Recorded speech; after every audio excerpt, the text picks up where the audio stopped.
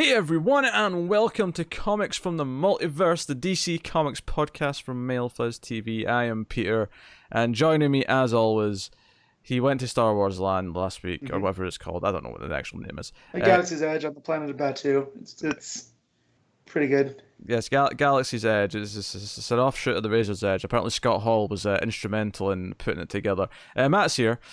Yeah, Chico. Connor's here too. He did not go to Star Wars Land though. No, and he's sad about it. No, he's very sad about it. It would have blown his mind. He probably did go to like a Greg's in the last week though. Maybe he can brag about that. Something, you know. You know what? I didn't. What's Greg's? It's a franchise bakers that do pastries and stuff. Oh, yeah. Wow. That's pretty good, and I'd love to go there too. you would love it, Matt. Give Matt a Greg sausage roll. I'm sure. It's a British staple. Yeah.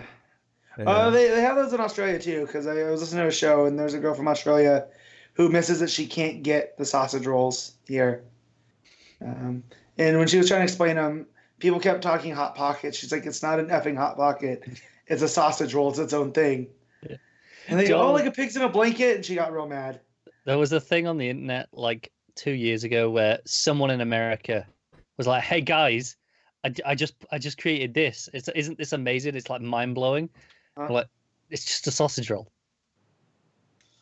I think some of the Irish pubs over here, I think, have something akin to it, where it's basically just a sausage wrapped in dough, and then they bake it.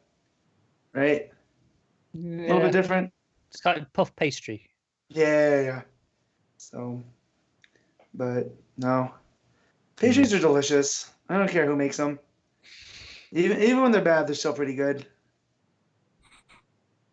Yeah, some truth to that.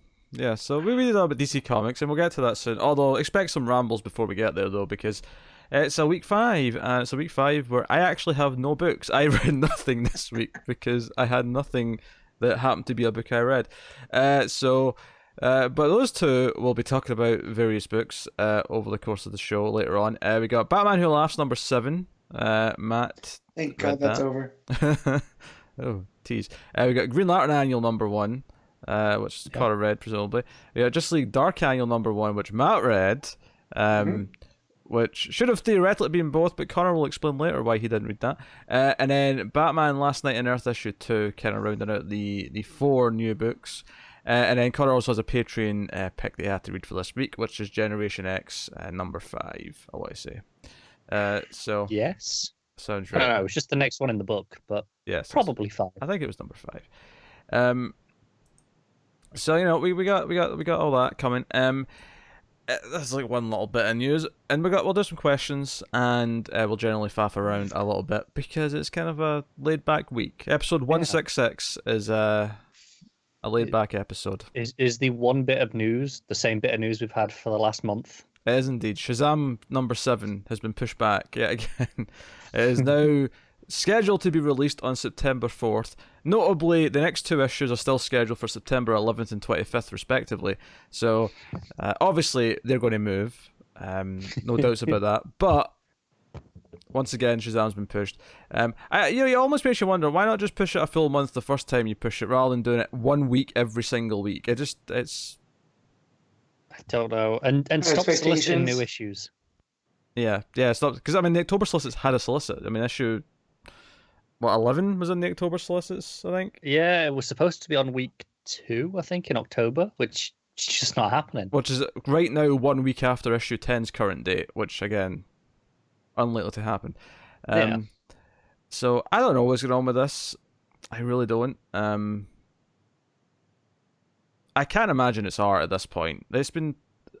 No, I think when it was just Doomsday Clock getting delayed, and you know, well, it's Gary Frank. He's a notoriously slow artist, right? Mm-hmm. You go, okay, sure, it's probably just that. With this as well, I'm inclined to blame Johns. Yeah, I wonder if he's still working on 3 Jokers. He's still finishing up Doomsday Clock. I wonder what else that's is the going thing. on. he's definitely working on that because Fabok's been teasing it and teasing the odd panel here or there on Twitter. So he's underway on that. Do you know, I wonder, like, because even that doesn't sound like a huge amount, no, for a comic book, right? I wonder if there's something else cooking that's not necessarily comic book related that he's working on that we just don't know about yet.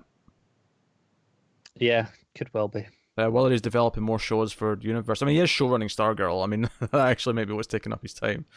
Could be. More than anything else. Which I'd clearly forgotten about when I was saying I don't know what it is. That's probably what it is. It's probably Stargirl. But, yeah, so that was the one bit of news. That was basically it. Hey, Matt, what'd you do this week? Watched a lot of the G1. Try to get caught up. Going? Oh yeah, it's a month long, man. 20 shows. Oh Jesus Christ! Yeah, I just saw Ishii versus Goto last night, and I came home from local wrestling, and then I watched more wrestling. I might have a problem, but since Ash has been sick, she was asleep, so I had to be very quiet while two big ass Japanese men are beating the hell out of each other. It's very difficult because it's the exact style that I like.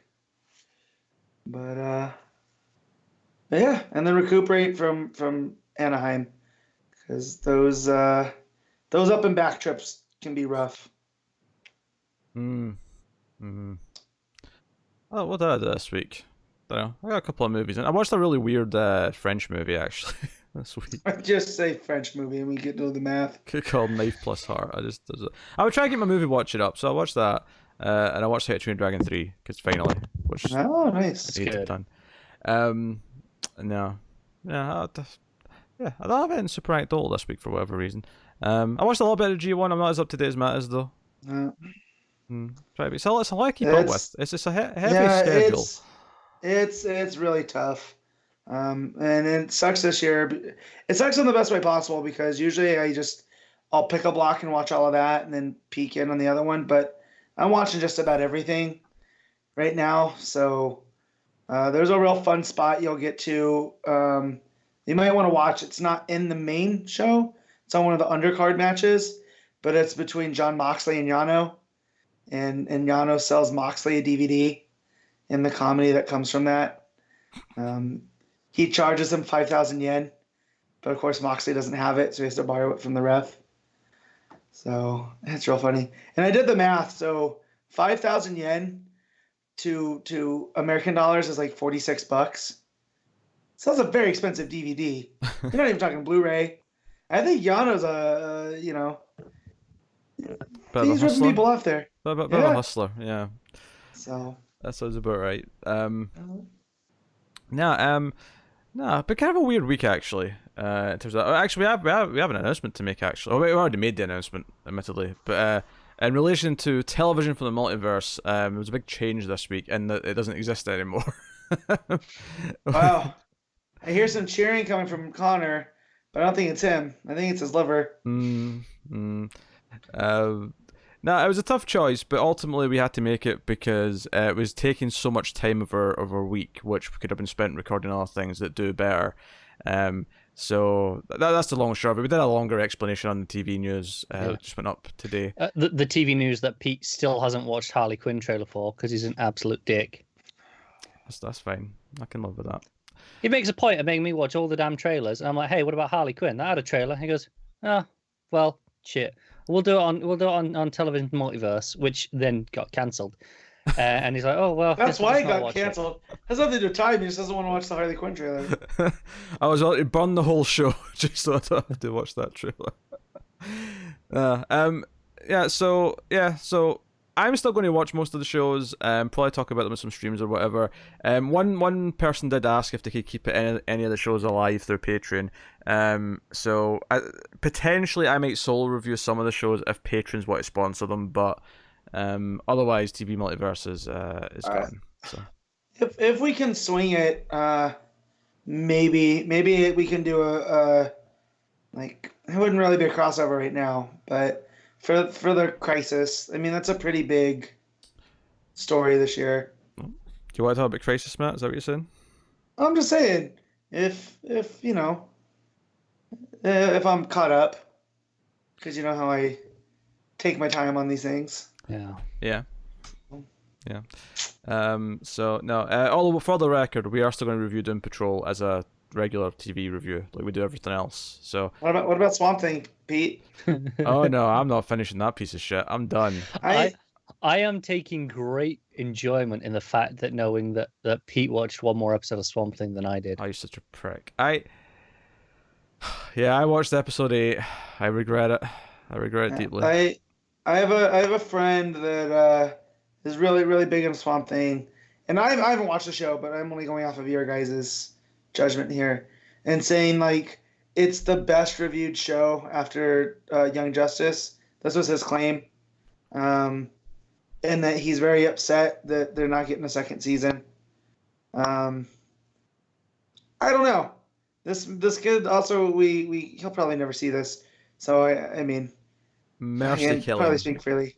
Mercy killing, Matt. Mercy killing. Yeah. Yeah, they put in like a post credits tease, like what would have been for season 2, I assume. Right. I don't know why. Yeah. They don't get any more. Why bother? But this person I'm talking about gets very excitable like a child and has spoiled numerous things on numerous occasions. So I don't know if there's anything worth spoiling that show. Well, I'm not talking about that, but I am saying like I'm sure his excitability is going much further with his love of Swamp Thing. So, I don't know. You would think that in the age of streaming where they just keep things alive just to have them, but shoot. Yeah. Well, this was a very particular case where they were supposed to get a tax cut from the state, and then they didn't get the tax cut. Someone fumbled the paperwork. Show ended up costing them way more than it should have. Because this isn't like Netflix and the Marvel shows, where we all kind of saw the writing on the wall with the streaming shows. So they canceled them. No. This was a pure clerical paperwork error, and they went, "Shit, we ain't paying that much. About Cancel it now." In general, like it's very like these streaming shows just stop. But they don't announce that they're canceled or anything. So. Well, they do announce they're canceled. I mean, that does still happen. Yeah. Mm-hmm. Well, yeah, but like outside of the Marvel Netflix stuff, and now this, I can't think any that come to mind. Oh, they'll say that they finished their run. You know what I mean? I mean, Netflix have been cancelling stuff. Although Netflix, to be fair, have been doing a lot of announcing this is your third and final season, this is your fourth and final season. So they know going in that they're getting their ending. So they've definitely cancelled stuff though. They've cancelled a few things that got one or two seasons. I don't know. We are watching The Boys though. That's one thing I've been reviewing this past week or so on Amazon Prime, and that is pretty good actually. Surprisingly, I wasn't into Preacher. Did you guys watch Preacher? We saw it. It was terrible. Yeah, I watched the first episode and I was like, meh. No. This gave me those kind of vibes. Season. No, this is if I was to compare this to anything, it's a little bit Kick-Ass, and I mean that including like the heart that Kick-Ass has. So it's really good at being funny and dark, but then also being really heartfelt in other moments. Yeah, when you say heart, that's not what I was getting to. Like I'd go to the movies and I would see Keith Urban there. Carl Urban. Keith Urban sings, Carl Urban acts. And I like Carl Urban, and then I'd see that it's The Boys, and it just seemed like it was trying really hard to be edgy and look at us, and we thought that before. We thought that from the trailers, but it's much better really than that. Quite good. I will trust as you a guys. DC fan, like with because it's all based off of DC heroes. Yeah, their evil team of superheroes are clearly archetyped off of Homelander's Superman, Queen Maeve's Wonder Woman, A-Train's Flash. The Deep is Aquaman, down to the fact that they all make fun of him for being the fish guy. Like it's clearly correlated. Well, this is all Garth Ennis, right?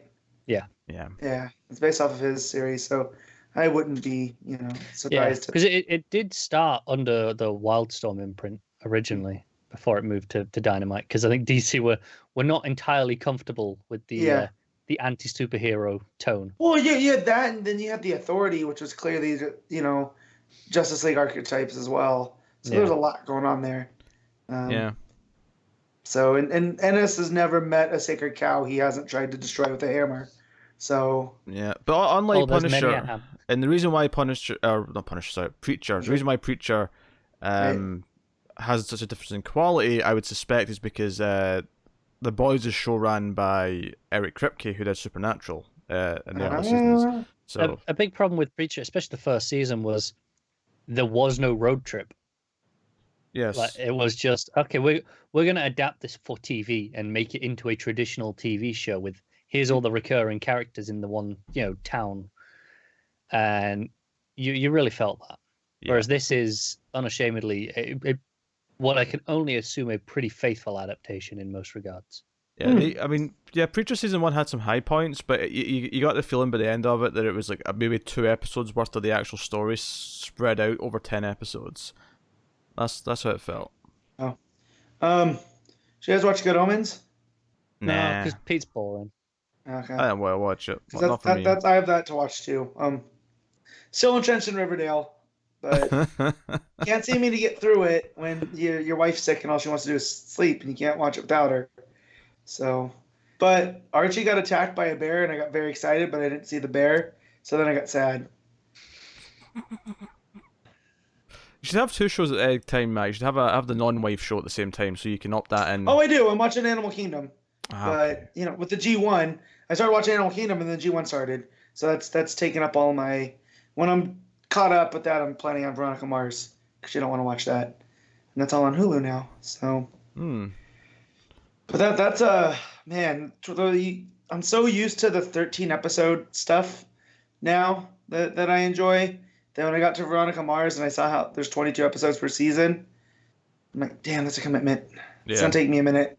Isn't Riverdale that much? No. Yeah, Riverdale's just as many as that. Yeah, Riverdale's like 23 or something like that. Yeah. Yeah. Well, at least the new season's only like 10 episodes or 8 or 10. Whatever it is. Yeah. Actually, I have the movie to watch too. So. There's a really confusing thing. They're doing a Blu-ray release of the new season of Veronica Mars, but the Blu-ray's labeled as season 1, right. which is so damn confusing. And I get that it's kind of a refresh because it's on Hulu now, but confusing. Yeah, Marvel does that with their trades, where like the Ed Brubaker Winter Soldier stuff. There's Captain America Volume 1, the Winter Soldier. Right, and then they'll do like the next story is Volume 1 as well. And it's like, just make them Captain America Volume whatever, you know what I mean, and go in order for Brubaker's run. I mean, it'd be fine if Veronica Mars' new season had like a new subtitle, like it was like Veronica Mars Returns, right? Season 1, fine, whatever. Right. But no, it's Veronica Mars, the complete first season. Return to Neptune. Return to Neptune. I always knew. So I've never really watched the show, but I know it takes place in the fictional Neptune, California. Yep. And it sounds like somewhere I'd want to go visit. So. I've seen the first 2 seasons of Veronica Mars, and I enjoyed them quite a bit. This was back when it was airing, so it's been a long time. But but no, so that's my next one after probably the G1, and I get through. Well, now I can watch The Boys. The Boys weekly? No, it's all up, all 8 episodes. Cool, I could binge that easier. She ain't gonna want to watch that. Yeah. Then I have Legends. It's only 8 episodes, so it's fairly quick. We've done 4 so far out of 8. Yeah, actually, do you know what I started watching last night? I started watching season 6 of Parks and Rec, because the show's great, and I always seem to just leave it until the season's done before I watch it. So I'm 7 episodes in already. Was that? Did you not watch it before? No, you did. What do you mean? Not season 6, I didn't. Huh. Season 6 was just airing. It just finished a couple months ago. Wait. You said Parks and Rec? Oh, sorry. Brooklyn Nine-Nine is what I meant. Oh, okay. That makes way more sense. That's what you were confusing me. Because I was like, wait, is Pete doing a bit?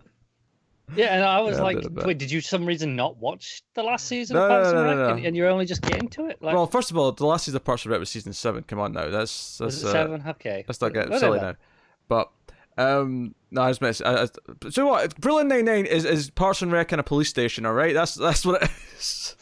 And Parks and Rec was the office in a parks department. Yes. So you could say that Brooklyn Nine-Nine is the office in a police department too. Sure. Parks and Rec's the best of the 3, but yeah, and then Brooklyn, and then the office. If Office didn't go downhill after like season 4 or 5, then I might not. Yeah, that may be a different story. Seasons 2 through 5 of The Office are like some of my favorite TV ever. I think all those seasons of The Office are better than anything Parks and Rec does in Bro, No, I don't agree with that. Through 2 through 6 of those. bro, no way. Parks and Rec's the better Parks show. as a whole, I can't pick a favorite season. I have a hard time picking a favorite episode of Parks, just because it's so spread out so well. I think my favorite season of Parks and Rec is season 4 because that was the campaign season when she was running for office. That was a good one. I like the festival, the Harvest Fest. I think it's season 3. Just for Adam Scott not understanding Pawnee. Bye, little Sebastian. But it's all good. Somehow I came across the Josie and the Pussycats soundtrack, right? It's really good. It's like Just really somehow good. stumbled across Yeah, it. I think it came up on YouTube because I was watching a lot of old like pop punk stuff from the early 2000s, and it came up, and I was like, I recognize that voice. And the singing voice for Josie in that movie was the girl from Letters to Cleo. So now I just think of Ben Wyatt being a really big Josie and the Pussycats fan. So. Also, Ron Swanson's a better character than anyone in The Office. I'm going to say that right now. I don't know. Dwight has moments. No. He is arguably, but also he's just Nick Offerman, right? So Nick's a little bit softer. Not by that much. As he likes to he's say, a slightly toned up version. I love when they're like, people are like, oh, your family must be like so gruff and outdoorsy. He's like, well, they are. Just remember, I'm the one that went off to California to be an actor. They all stayed in Illinois, so they're like him times 10. Yeah. So I would guess that his family are more the real Rons. But yeah, who's your guys' favorite Parks and Rec character out there? Hit us up on Twitter, because now I'm curious. I don't know. Dwight's pretty good too. I mean, Dwight's good. Dwight became a caricature of himself the more that show went on. So. But yeah, that's what I say. Season 3 to 5, like him and his relationship with Pam, where secretly he can be like nice and normal around her, and the only way Dwight knows how. I like all that stuff. But yeah, no, Parks and Rec, and then Brooklyn, and then The Office. Brooklyn surprised me because when it started, I didn't think it was up there at all. I enjoyed it well enough, but it evolved over the seasons to the point where by the time it got to like season 4, it was really starting to impress me. Yeah, now when you're talking about characters just be themselves, that's how I feel about Terry Crews. The Sergeant Jeffords is just him in a police uniform. He is, yeah. Down to the yogurt and the art. Terry gotta have his yogurt. Yeah. I mean, the best character in Brooklyn Nine-Nine is by far Holt, and I'll tell you why. Because anytime Holt, because he doesn't want to like be a part of the event and silly or anything like that, but he somehow gets invested in something, and he will start to actually emote a little bit more. Anytime that happens, it's great. One of the ones I just watched last night was Terry and Hitchcock and Sully were doing a radio competition, and they were trying to like guess the noise, and Holt obviously thought this was stupid until he thought he heard it, and then all of a sudden he became very passionate about winning this competition, and it was delightful. It's always delightful. And anything with Cheddar and Holt. Oh, the dog passed away. That was in the news. I know. A few weeks ago. Real sad.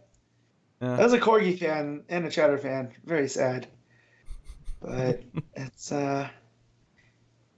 he's good. That whole cast. And I feel like the writing, because it's all the same writing staff, right? Like, you have to think there's a lot of crossover there with the showrunners and. Oh yeah, make sure who created the shows. I'm pretty sure. Yeah, TT. So you could see how they kind of get the group dynamics down with each subsequent show. Where The Office, they're all kind of loose, and then with Parks, there's a central group, but there's a much bigger group in Brooklyn Nine-Nine. And they all have varying relationships with each other. Whereas, like, looking back on The Office, like Oscar and Ryan never really interacted. Whereas on Brooklyn, you can have a whole episode about Rosa and Hitchcock. You know what I mean? So yeah, about their relationships. But Brooklyn's. I got to get caught up. They're all sitting on my DVR. To somehow tie this back into DC, the actor who played Aquaman in Smallville is the younger version of Hitchcock in the flashbacks on Brooklyn Nine-Nine. Shut up. Yep. And he's also playing Hawk on Okay. Titans, actually. That's more relevant, I guess, now. But I still. must have missed that. I think I've seen that episode. Well, there's a second one, because I just saw him again last night in one of the episodes of season 6. Yeah, because I remember that episode, but I did not know that was Justin Hartley. Oh, no, not Justin Hartley. Justin Hartley's Arrow. Yeah, he was Green Arrow, yeah. He was going to play Aquaman in the spin-off that never happened. In Mercy Reef. That's right. Yes. That's right. Oh, man. Too many people have tried to play Aquaman. Apparently so. Yeah. Apparently so. And we're getting Tom Welling, too, apparently, in Crisis this year. Oh, have they rumored that? Yeah, because they've confirmed Cryer's Luther, they've confirmed Brandon Ritter's Superman, obviously.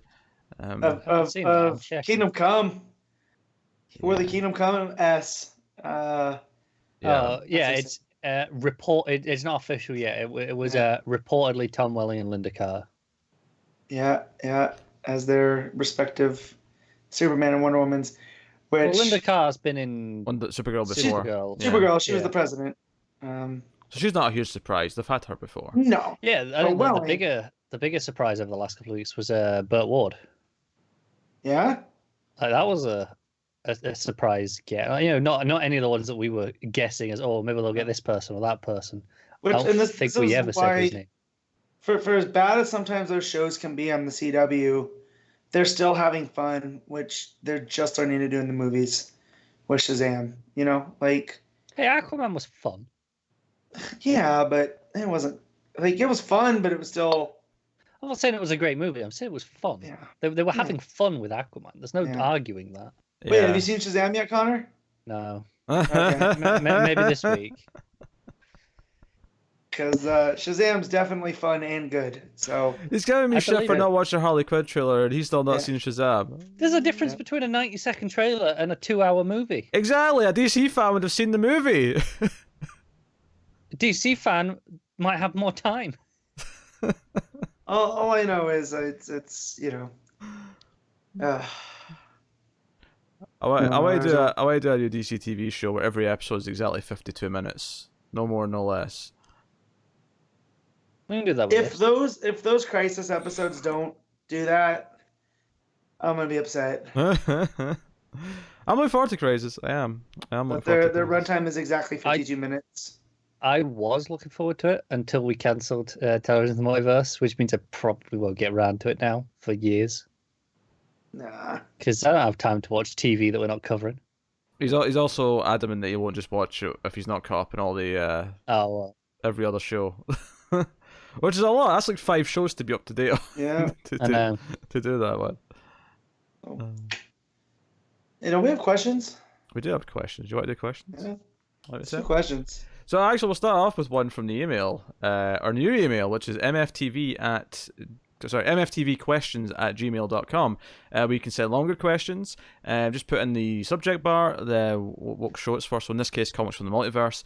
And you can send us these at any time, and we'll just let them pile up for future question shows. But obviously, when we ask for questions specifically, to think about sending one in. So from John Spiliotopoulos, a couple of questions here. So, been waiting to ask questions. So he's happy we've got an email now because I didn't have a Twitter. So one, how did you guys meet? I think it's awesome that we have 3 different representations of the world. Short answer for that is just on a Facebook group for amusingly another comic book podcast, which no longer exists. I was recounting this to Ashley over dinner last week because there was a post on Twitter and whatnot, and I got really into it because the stuff that was going on with James and stuff. And so she's like, why are you so invested? And I had to go into this whole big thing about, that group split into groups and that group split into a group. And then there's all these things, but we are the surviving group at Mild Fuzz. So it's very excited. Yeah. That's basically it. Just met online and kind of went from there. Me and Matt started talking about movies and well, it's the original name of the group was based off of that initial group. It was because it was a sideways. Yeah. So then that became irrelevant after a while, and then and so on and so on. Yeah, and I mean, obviously the Facebook group still exists. It's it does. search for Multiverse on Facebook and join and go and chat with people. Yeah.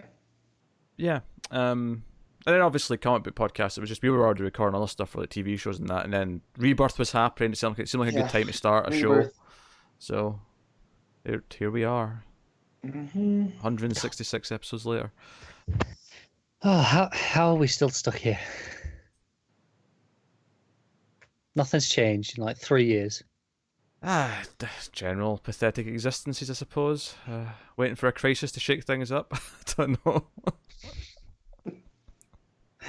I'm gonna go poke the anti-monitor with a stick. I'll be back. Yeah. Next Just checking those aren't red skies.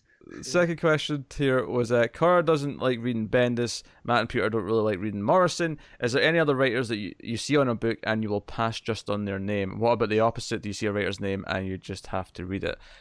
I feel like the obvious answer here that I would expect you to almost mention in the question, expecting us to say, but I think all three of us would unanimously say Lobdell would be an instant pass. But see, the person that sent the question was smart because they didn't name them. So, well done. Yeah. Is there an example? I mean, honestly, I don't like hate Morrison. Like, there's definitely some stuff Morrison writes that I like. He's not a complete write-off for me. No. I'm trying to think. Hickman.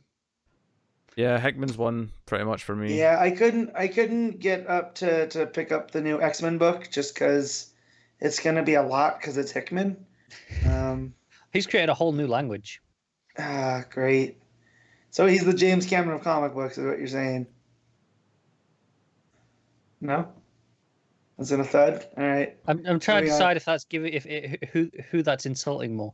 I feel like, I mean, Tolkien created the whole language. There's a better comparison. Yeah, but I explicitly did not want to compare him to Tolkien because that's like a good Here's the thing, though. And Hickman is not. Here's the thing with Tolkien, though. Love him or hate him, he was a linguist. So yeah, it would be stupid for him not to create languages in his books. He created the languages first. He only wrote and the then books he wrote the books to to justify to do with them. the languages. Yeah. Yeah.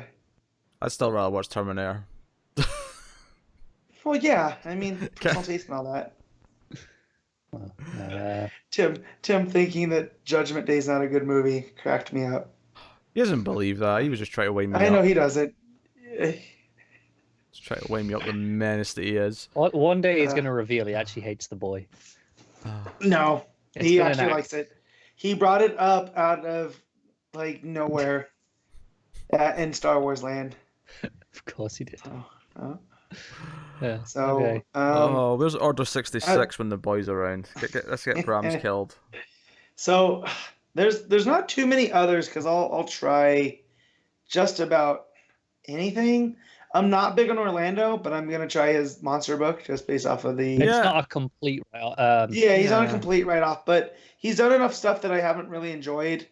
It's just not my thing. Yeah, I'm typically skeptical going to the Orlando book, but I'll still try most of them. Yeah. This isn't exclusive to DC writers, I assume, at this point. Oh no, I mean we talked about Hickman. That was the main one for me. Rick Remender. Yeah, I'm not big on Remender. Yeah, I'm not really taking that. His Uncanny X-Force is really good. I really enjoyed that, and his Uncanny Avengers. I hear more mainstream superhero stuff. I tend to like more, and I can't. Remender, I tried his book Strange Girl, and then I've tried his Captain America, and I tried his Uncanny Avengers, and I just wasn't into any of them. Like they were all kind of. Yeah, I tried the Uncanny Avengers. I tried his Captain America. I tried what was his sci-fi create-your-own book? With which one? No, with Matthew Scalera. That's either Low or Black Science. Black Science. Yeah. Because I tried that because art's gorgeous, and I borrowed the first trade off a friend, and I couldn't even finish it. See, and then on the opposite side of Instant, I mean, there's the Johns and the Bendises. And yeah, I feel there's a lot more for the positive side because you like a lot of writers, so you're always going to try their book. Yeah, Rucka's the one, and then right now for me especially is Brubaker. Whatever he's putting out, I'm gonna pick up and read. Brubaker's a good one. Kieran Gillen for me is one. to go outside of the standard wheelhouse of the DC writers. In fact, if anything, Gillen's more on the opposite end for me. I'll happily skip his stuff. Yeah. Jason Aaron. Although that said, I haven't tried his new creator-owned, just because I don't have enough. Yeah, but that's because it's also co-done with Hopeless, and I'm like, yeah. But yeah, Jason Aaron. I'm waiting for Conan. Mario browbeat me about not reading Conan, but I said I got through the first issue and I decided to trade. So I got through about 4 issues, and I really like those 4 issues. Yeah. And then I got to an issue with an artist that I couldn't stand. Yeah. I couldn't read it, and I just never went back. After it was 2 issues of that artist, I never went back. A shame. There's Aaron. I'm trying to think who else. I really like Brian Wood, but he hasn't had anything out that I've just jumped to recently. Yeah. But I tend to like his stuff more than I don't like it. Still doing Sword Door, I think, right? That's still going. Yeah. Yep. So Lemire is an obvious one, like to the point where I'll even buy like his, the creator-owned graphic novels that he does. Yeah. Well, this question then: did you read Lemire's Sentry? I did actually. Fair enough. It was rough. Mainly because I don't like Sentry. I had never read anything Sentry before. That first issue caught me off guard, and I had a blast. It was not what I was expecting at all. I don't think it's a typical Sentry story, to be fair. Yeah. And now the patron saint of our show, Tom Taylor, he's on that list. Oh, did you say Tom Taylor? You say? I did. Tom Taylor. Oh, there it goes. Oh no, it didn't play. Oh, I didn't do it again because I only played half of it. Tom Taylor. There you go. Yep. It was oddly muted when I activated it's because you muted it the other day when you weren't on your program and you hit the hotkey and it played anyway. That's right. And you were just there going, "Why is the Tom Taylor jingle playing?" Yeah, I picked up this week and I haven't had a chance to read it yet. His Star Wars special. I'm excited for that. The first 2 of his Age of Resistance books have been really good. Which were the first ones? Finn and Phasma. Oh yeah, they were good. Oof. That Phasma one, I want to see more Phasma in the movies. The Phasma book from a couple of years ago, which is kind of like her origin story, was really good. Yeah, I want to go back and read that one now. But yeah, and then Friendly Neighborhood Spider-Man, and there's a bit of a kerfuffle going on with Friendly Neighborhood Spider-Man. I don't know if you've seen. Yeah. So Marvel resolicited issues 11 and 12 with a whole new story, different artist. And then on issue 12, they added a finale variant, which is something Marvel does on final issues. Instead of putting a final issue tag on their solicits, they often put that. And someone tweeted at Tom Taylor going, "Hey, what's going on?" And he's like, "I've got no idea. I'm working on 13 right now, and I was planning on going straight on to 14. So yeah, should I stop writing?" So not sure what's going on with that. That is odd. I do hope it's not cancelled because Marvel have a tendency to cancel books I like. Especially around that 12 issue mark. If it gets past 6. West Coast Avengers hurt. Yeah, that was so good. Well, it just mean how much like Spider-Man sells like Batman sells. So like, what are they getting canceling it? I don't think it sold. No. As well as you're thinking this one, I think. No, Friendly Neighborhood did like a 30,000-40,000 sort of book. It wasn't. Yeah, it was a solid mid-tier book. But it wasn't a Batman book. Yeah, Amazing Spider-Man does your insane numbers, but all the other ones don't, for the most part. So that kind of sucks. As for any other names we've not mentioned here, I mean Tamaki's one that's been kind of rising for me. Between being Super and then our X-23 stuff. I'm more inclined to pick up stuff by her quite readily. Just on a side tangent to the question, are there any artists where you'll go, "Oh, they're on that, I want to check this out"? Traditionally, not exactly. That said, though, like there's a new Cedric Harley Quinn book coming out, and I don't typically try Harley Quinn books, but I'm probably going to try that one just because it's Cedric. So, I guess that's kind of the case with him, but. Yeah, because I've read books like just for McKelvey. I've read books just for him. Liam Sharp probably is getting to that territory where, hey, I'm going to read it. I mean, it's not exclusively like where, okay, if I hate the writing, I'm not going to, force myself through it just for the art. But Yeah, I'm like that with. it can be a writer I don't necessarily care about. Whereas, okay, I'm reading it for the artist, and as long as the writing is serviceable, I'm there. Yeah, see, I don't pay attention to the art as much. Like, there's artists I really like, right? Like Lupacino, Zermanico comes to mind. But I'm not going to go out of my way to pick up a book just because they're on it. I'll pick up a variant, like that Naomi variant was Lupacino. Like I went out of my way to pick that up. But Yeah. and I've been challenged by other comic fans. Like it's part of the medium, and I understand that, and it's just as important as the writing. But I'm very story and writing based, in or even more character than I am art. But if the art is something I don't like, I don't hesitate to drop. Like Yeah, you're more willing to drop a book because of art than you are to pick up Yeah. one because of it. But I mean, Yeah. Jen Bartel, Blackbird. I read that Yep. just because. Oh, hey, I like Jen Bartel. Yep. I'll check that I out. struggled through those first 6 issues. Not really enjoying the story, but the art. It's Once fantastic. magical creatures start popping up and the designs of it, and Yeah. but I love. She did a variant for, or maybe she was just sketching, but she did the Piccolo Teen Titans. Oh yeah. You can buy the Oh, print, can't you? God, her Starfire is tops. Yeah. Yeah. I think I saw she's got. I don't know what it's on. I think it's on some sort of like encyclopedia style, coffee Mhm. table book that's coming out like Yeah. a Women of DC that Yeah. she's got the cover Oh. for, and it's fantastic. You have to check it out. But yeah, so Bartel's one I guess would go into that. But I'll check it out, but I won't necessarily stick Yeah, you won't around. necessarily keep for it, but it's enough to get your attention. Mm-hmm. Yeah. Okay. We'll move on to some other questions then. Going to the Twitters.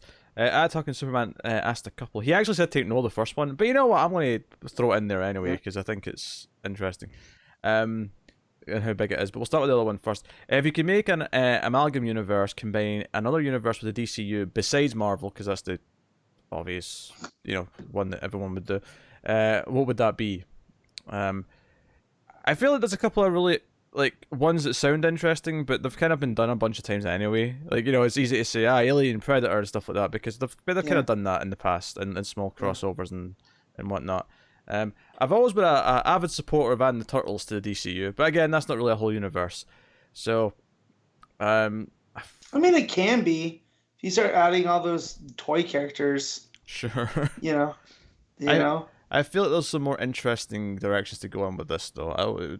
I feel like outside of DC and Marvel, there's not really a big connected universe, right? Everything's kind of segmented. Like look at Image, and even Dark Horse. Like Dark Horse has its Hellboy section, and then its licensed section. I mean, yeah, thinking of connected universes in comic books, sure, but I think if you've got like a TV show or something, or even just a movie franchise, but it feels like it's big enough to say, okay, we're going to integrate that into the DC. I mean, mine's easy. If I could have a story, I'd want Booster Gold and Back to the Future.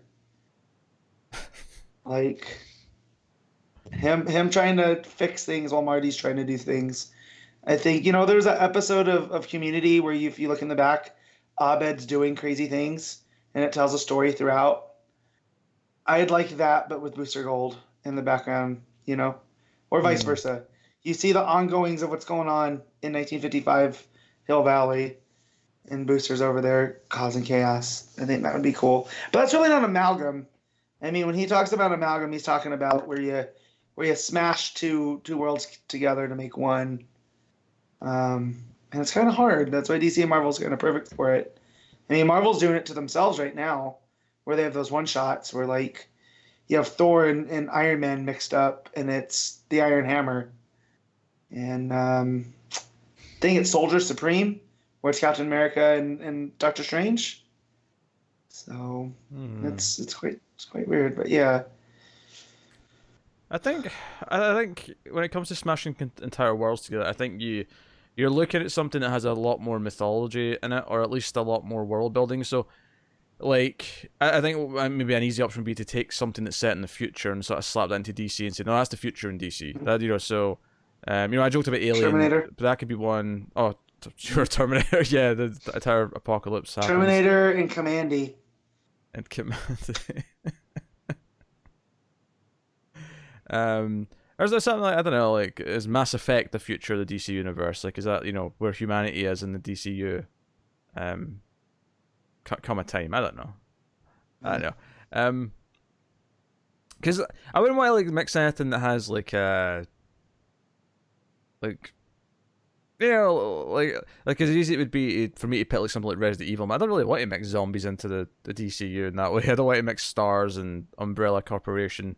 It doesn't really fit, I don't think.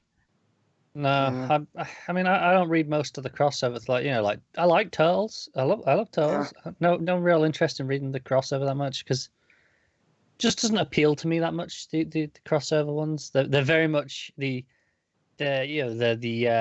okay, you've got these toys as a kid. Let's just, you know, and you just, you know, kind of play with them all. It's just that, but you know, someone went, oh, let's just write a story about that, and I don't know. I mean, even though they can't really do that much of that. We would kind of, you know, still keep them in their relative groups. Tell you what, the hit television show Buffy the Vampire Slayer could probably integrate nicely with DC. Just add it to the darker horror section of the world. Don't you dare ruin my magic side of DC. Keep it, you know, get rid of Justice League Dark, replace it with the Scooby Gang. I'll have the Watchers and the Slayer lineage in there. I don't see why you couldn't add a Slayer and Watcher to Justice League Dark, but yeah, they'll leave the rest of them alone. I'm not saying a couple of them can't stay. I think Man Bat and Swampy hanging out with the Scooby Gang would be a hoot. But you know, hey, you've got witches already. Why not have Zatanna? Sure, Zatanna. I'm just saying Constantine's not allowed. He can go away. He is like Magic Spike. Spike is better, so Constantine can go away. I mean, Giles was kind of Constantine-esque as Ripper, wasn't he? Yeah, kind of. I suppose it's a stretch, yeah. I would just love to see Lauren interact with Man-Bat. Because I know why Vampire exists, but like DC don't really have their Blade, really. So someone like Angel would be kind of an interesting addition to like the heroes going around. Is that we've got this sort of Dark Avenger who can't go out in the daylight, who's, you know, fighting for atonement. Like, you know, that could be an interesting mix into what's going on. Yeah, but then I laugh because that's always been Marvel. You know, you had Werewolf by Night and then Blade and Morbius the Living Vampire. You know, and I feel DC always kind of missed out on that kind of crazy 70s-ish thing. I feel like Angel and Batman seen together could lead to some interesting moping and brooding. We can see who outbroods each other. Plus, vampires may have a sense of humor about Batman. The idea that he's become a bat, which is typically seen as the animal associated with vampires.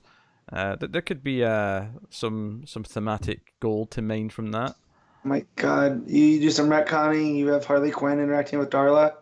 Oh yeah, there you go. Or Drusilla even. Drusilla, you know, with her dolls and crazy kooky English accent. There you go. That's an idea.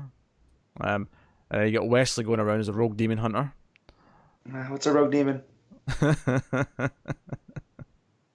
Very good, Matt. Very good. I told you, I loved Angel, and then they became puppets, and I stopped watching because I was like, "This is not the show." Then I should have hung on, but I didn't. Season 5's great. Yeah, that's mad. That's mad talk to me. Just wait till you get to the puppets in Legends. I'll get there. Yeah, but see, high school me had less tolerance, weirdly, than me now. Like, I'll hang on and check things out more. Also, another argument for integrating Buffy, actually, that I'm thinking about, is DC don't really have much in the way of high school stuff. You know, because Spider-Man and Marvel's always been their high school level. Yeah. At least it was. You know, obviously it's maybe changed as he's grown, but it would be interesting to have that being there for the younger section that isn't like the Teen Titans. Yeah. So, I don't know.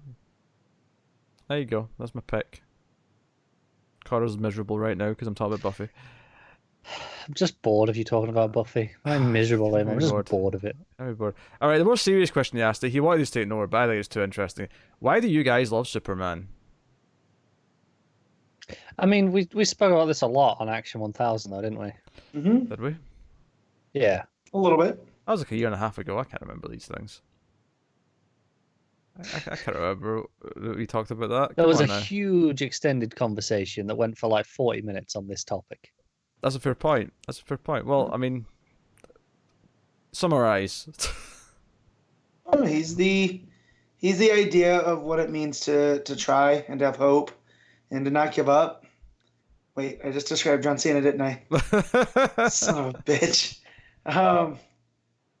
But no, he's what you aspire to be. It's what was, I think it was Morrison in the intro to All Star.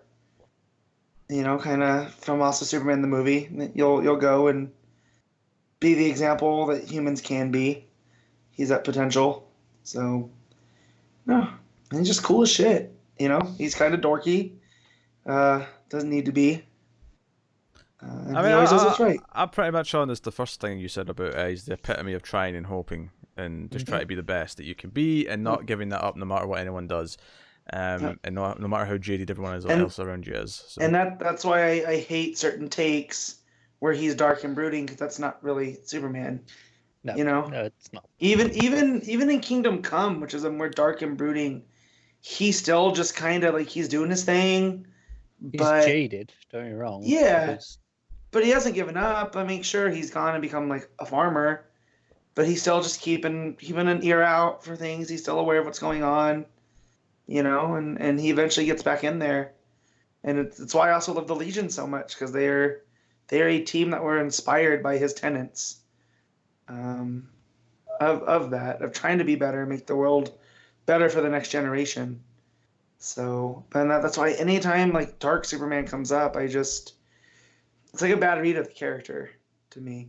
I mean, yeah, you can do it, but it's not as interesting. Me and Pete spoke about this. I think it was on The Boys actually, where it's fine in comics when it's not, the mainline comic. It's it's in Elseworlds. It's out of continuity. You can explore that there, because we got lots of Superman. Superman's still ongoing alongside this. So you don't feel like you're missing out really. So I consider like one of the biggest Superman fan that writes comics is Mark Waid, right? He did a whole series, I forget at what company, called Irredeemable, where it was like, what if Superman just finally had enough and took over? And it allowed him to play with this trope of... Was Irredeemable down on the digital one on his website that he created? Yeah, I got the first trade for $5 on Free Comic Book Day like years ago, and it's really good, and it spun off into like the kind of Lex Luthor character ends up becoming the hero, because they end up having a polar switch, right? Where when your greatest enemy becomes the world's greatest enemy, that means you become the world's greatest hero. And I forget what that one, I think that one was called Incorruptible, and it was about his journey moving opposite. And you can do it, but when you're taking Superman and you're making him this dark thing, because it somehow makes it more relatable to the average person, I will fight against that argument. That just tells me you're not a relatable person if you can't relate to Superman. You know what I mean? Well, I should say Superman. I should say Clark Kent. Yeah. Well, my thing is always, Superman's a character who's insecure that he's different from everyone else and that he doesn't belong. Yeah. And if you don't find that relatable, then you're basically not a human being. Yep. So go away. Relatability is not based on physicality, not always, and certainly not with Superman. There's that speech in Kill Bill, and I always disagreed with it, about how Clark Kent's the mask. Yeah. Do you know what? I don't know where I complained about this speech, and someone actually made it work for me. And it's not so much that the speech was right, that the point of the scene is that Bill misunderstands Superman because he's the villain. And I'm like, you know what? Okay, I'm not mad at Tarantino anymore. That actually makes sense. But I'm saying, I've had people bring up that argument to me, and I'm just like, I disagree, because it's just like Batman, right? Is Bruce Wayne as a mask, but Batman's who he is in the cave with the cowl off to Alfred. That's who to me Bruce Wayne really is. And to me, Clark Kent really is the the farm boy at home in Smallville. Where Clark Kent, yeah, it is a disguise, but I do think like he is this bumbling because, like Pete says, he's uncomfortable being different, and deep down he knows he's different from everybody, even though he's just trying to blend in, and that's what makes him bumble so much because he's like almost trying too hard, and now people just accept that as all that's that big goofy farm boy, trying to live in the city, but when he's at home, even at the apartment in Metropolis with Lois and John, that's the real Clark Kent. And so I always say Smallville Clark Kent's the real guy, and both Superman and other Clark Kent are the masks. But no. Next question comes from Let's Talk Cold. Let's Talk Captain Cold to give the full title. Rebirth review questions. What has been your favorite author run so far for the main line? What title has been the best? Let's say highest mean score from the beginning till now. No more than 2 answers per question. It's almost like he doesn't want us to go too long on this. For him, it's Tynion's detective run. Although Bendis' action run's creeping up there. But the best from beginning to end, he's thinking either action or Batgirl. And it's kind of what we were talking about with Batgirl last week, where it's been so consistent. Yeah, it's always been at least good, if not outright great. It's never had any really serious dips. Whereas Wonder Woman is the one that you bring up where it was great while Rucka was on it. It was decent for Fontana's little arc. But he even brings up the Tynion's detective and Bendis' action, so you can separate those. You know what I mean? Well, no, I think there were 2 different questions. So the author run, you can have, Rucka's Wonder Woman, Tynion's detective, but the overall has to include all of it, even the good and the bad. So that's the 2 questions. One is, what is your favorite run since the start of Rebirth? And the other one is, what has been the best consistent book essentially since the start of Rebirth overall? Batgirl's a good answer, honestly, for consistent. It really is. Yeah. Because it has been surprising, despite the fact that it's on its 3rd writer. And to be fair, the turnover's not been that bad. Larson had 20+ issues. They're all hefty runs. Like, if you picked up the trades, there's multiple trades for each. Well, I'm sure Castellucci will get multiple trades. I mean, Scott's may only be 2 trades, but I mean, it's not. Right. 2 trades is all right. I mean, it's not amazing. It's a year on the book. Yeah. I really liked Percy's Green Arrow. It was really pulpy at times and really silly, but that's why I loved it. I like Green Arrow a lot. I guess we're just on the runs right now. We're not talking about beginning to end. If we're not on runs, Rucka's Wonder Woman, but definitely that's my top choice. Yeah, you got Rucka's Wonder Woman, you got Tynion's detective. Yeah. And it's not there yet, but I mean, I think Wilson's Wonder Woman as well could be up there. It's one of those. I don't feel like there's enough yet to compare it to those runs, even though it has been very good. I'll say Abnett's Aquaman. It started off in a rough patch, but it eventually found itself and found it more enjoyable. I was definitely a lot more positive in that the more it went on than I thought it was going to be. It was after issue 25, or I think that it really picked up. No, because you had the Aquamarine stuff. Yeah, I like that stuff too. That was alright. So it's about 17. Yeah. So, and it was double shipping, so it wasn't that much of a. In terms of time, it wasn't that bad. But I mean, 16 issues out of 50 is a good percentage. You look at that compared to Taylor's Batman run, and I would say it's far more consistent. You mean King's? We haven't had a Taylor Batman run. Yeah, I love a Taylor Batman run. I got to the Tom, and I just assumed you were that excited by the Batman annual that Taylor did that you were like, that's the best. That's the best run. It's because I said Tom in my brain, and it went straight to Taylor because he's the preemptive comics Tom now. Well, I think the more interesting question, because we talk about what most of the good runs are all the time, but I think the interesting question here is what's been, the best, from Rebirth that month until now, consistently or overall. Does it have to have been one that was running since then? Because obviously, there's been books that have started significantly later that, for example, Hawkman has been extremely consistent and just got better and better, but it's only on issue 14 13, maybe 14. Yeah, I would count that because that's an entire run. Well, no, but we're talking about we're off runs now. We're not talking about runs. We're talking about most been good consistently, more or less since the start of Rebirth. So I wouldn't count that because I feel like for the purpose of this question, it's not very comparable to 100 or close to 100 issues of some of these other books. That's the problem. Yeah. So I mean, I think Batgirl's a good pick. Action, which mentioned, obviously dipped down a bit more, but I have enjoyed it pretty much since the start. So it's not. I was enjoying Nightwing until the stupid racing stuff. I would have thrown Nightwing. The sad part is, can we talk about Orlando's thing on Twitter about that? Well, hold on a second. I would have said Flash, but this last arc has been such a damper on the whole run that I don't think I can. I don't think I can include Flash in that good since the start of Rebirth. That said, you take 8 issues out of what are we on 75? Yeah. So it's still pretty good because I'm going to count that Shade stuff. I wasn't a fan of that Shade stuff. So I'm going to remove those 2. And then the 6-year one. 8 bad issues out of 75, I would say qualify for a pretty good run. It just, recency biased is we felt so burned from year 1.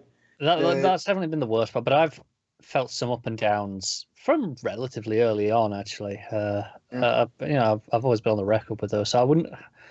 I don't think it's been consistent enough for me to say that's in the best. What else has been more or less running since the start? Obviously, Wonder Woman's had the huge James Robinson era dip, which obviously disqualifies it. And then Detective post Tynion, pre Tomasi was kind of a mess. It wasn't terrible. It was just kind of a slump. Well, I liked the Outsiders arc, that setup arc. Yeah. But the Two-Face story after it was eek.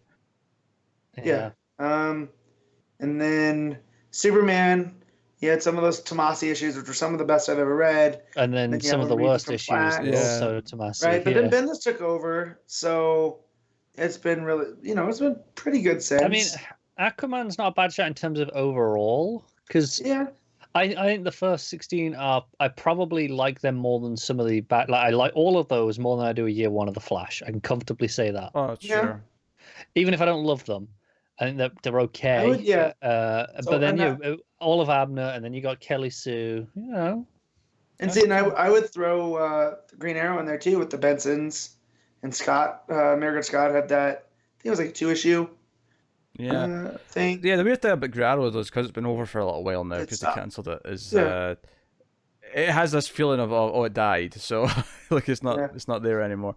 Actually, Joe, I've mostly really liked since the start of Rebirth. To varying degrees, is Supergirl. Obviously, I love the current and Draco stuff, and I really loved when Jodie Hauser was co-writing on the book.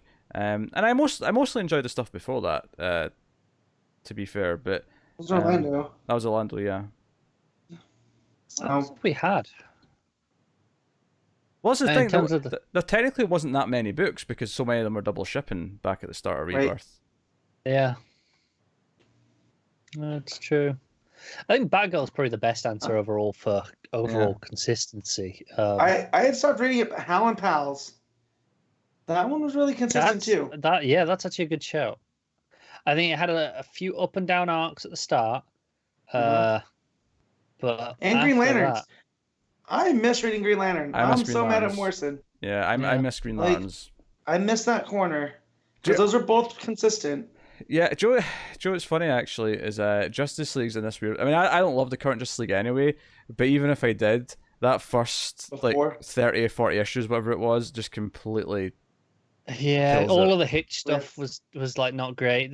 You had the Priest stuff, which I think was not amazing, but it was all right. It felt like it had potential when it started, but it got really kind of murky. It did, yeah. It lost itself a bit at the end. Deathstroke. I mean, I stopped reading that a while ago. I think that's an incredibly consistent book. Yeah. Yeah. It is worth mentioning, though, we all stopped reading that eventually. Yeah. Yeah. To be fair, I went further than you guys did. Every so often I binge it was, I'm getting, more books, and that one can be cut, I still think Deathstroke, there was nothing wrong with that run. It was more just, hey, this is going to read amazingly as 100 issues or whatever it's going to be, when it's done. Because I still think it will probably go down as one of the best Deathstroke runs ever written. Yeah. With Sure. fair reason. I think it's so consistent from where, because I read up to, I got past the I got through the Deathstroke versus Batman, and I got yeah, off. I did the arc after that as well, where he was locked in Arkham Asylum. That was real good. So I got a little bit further than that, and it was still very consistent. It just became so difficult to follow month to month. Yeah. It did, yeah. When I was catching up, when I wanted to catch up, whenever it was like 15 issues in or whatever it was when I was doing that, I enjoyed catching up on it because I was reading it all back to back. Once I got to month, it was like, oh, jeez. I think it read really well double shipping. Sure. And monthly was just a bit too much.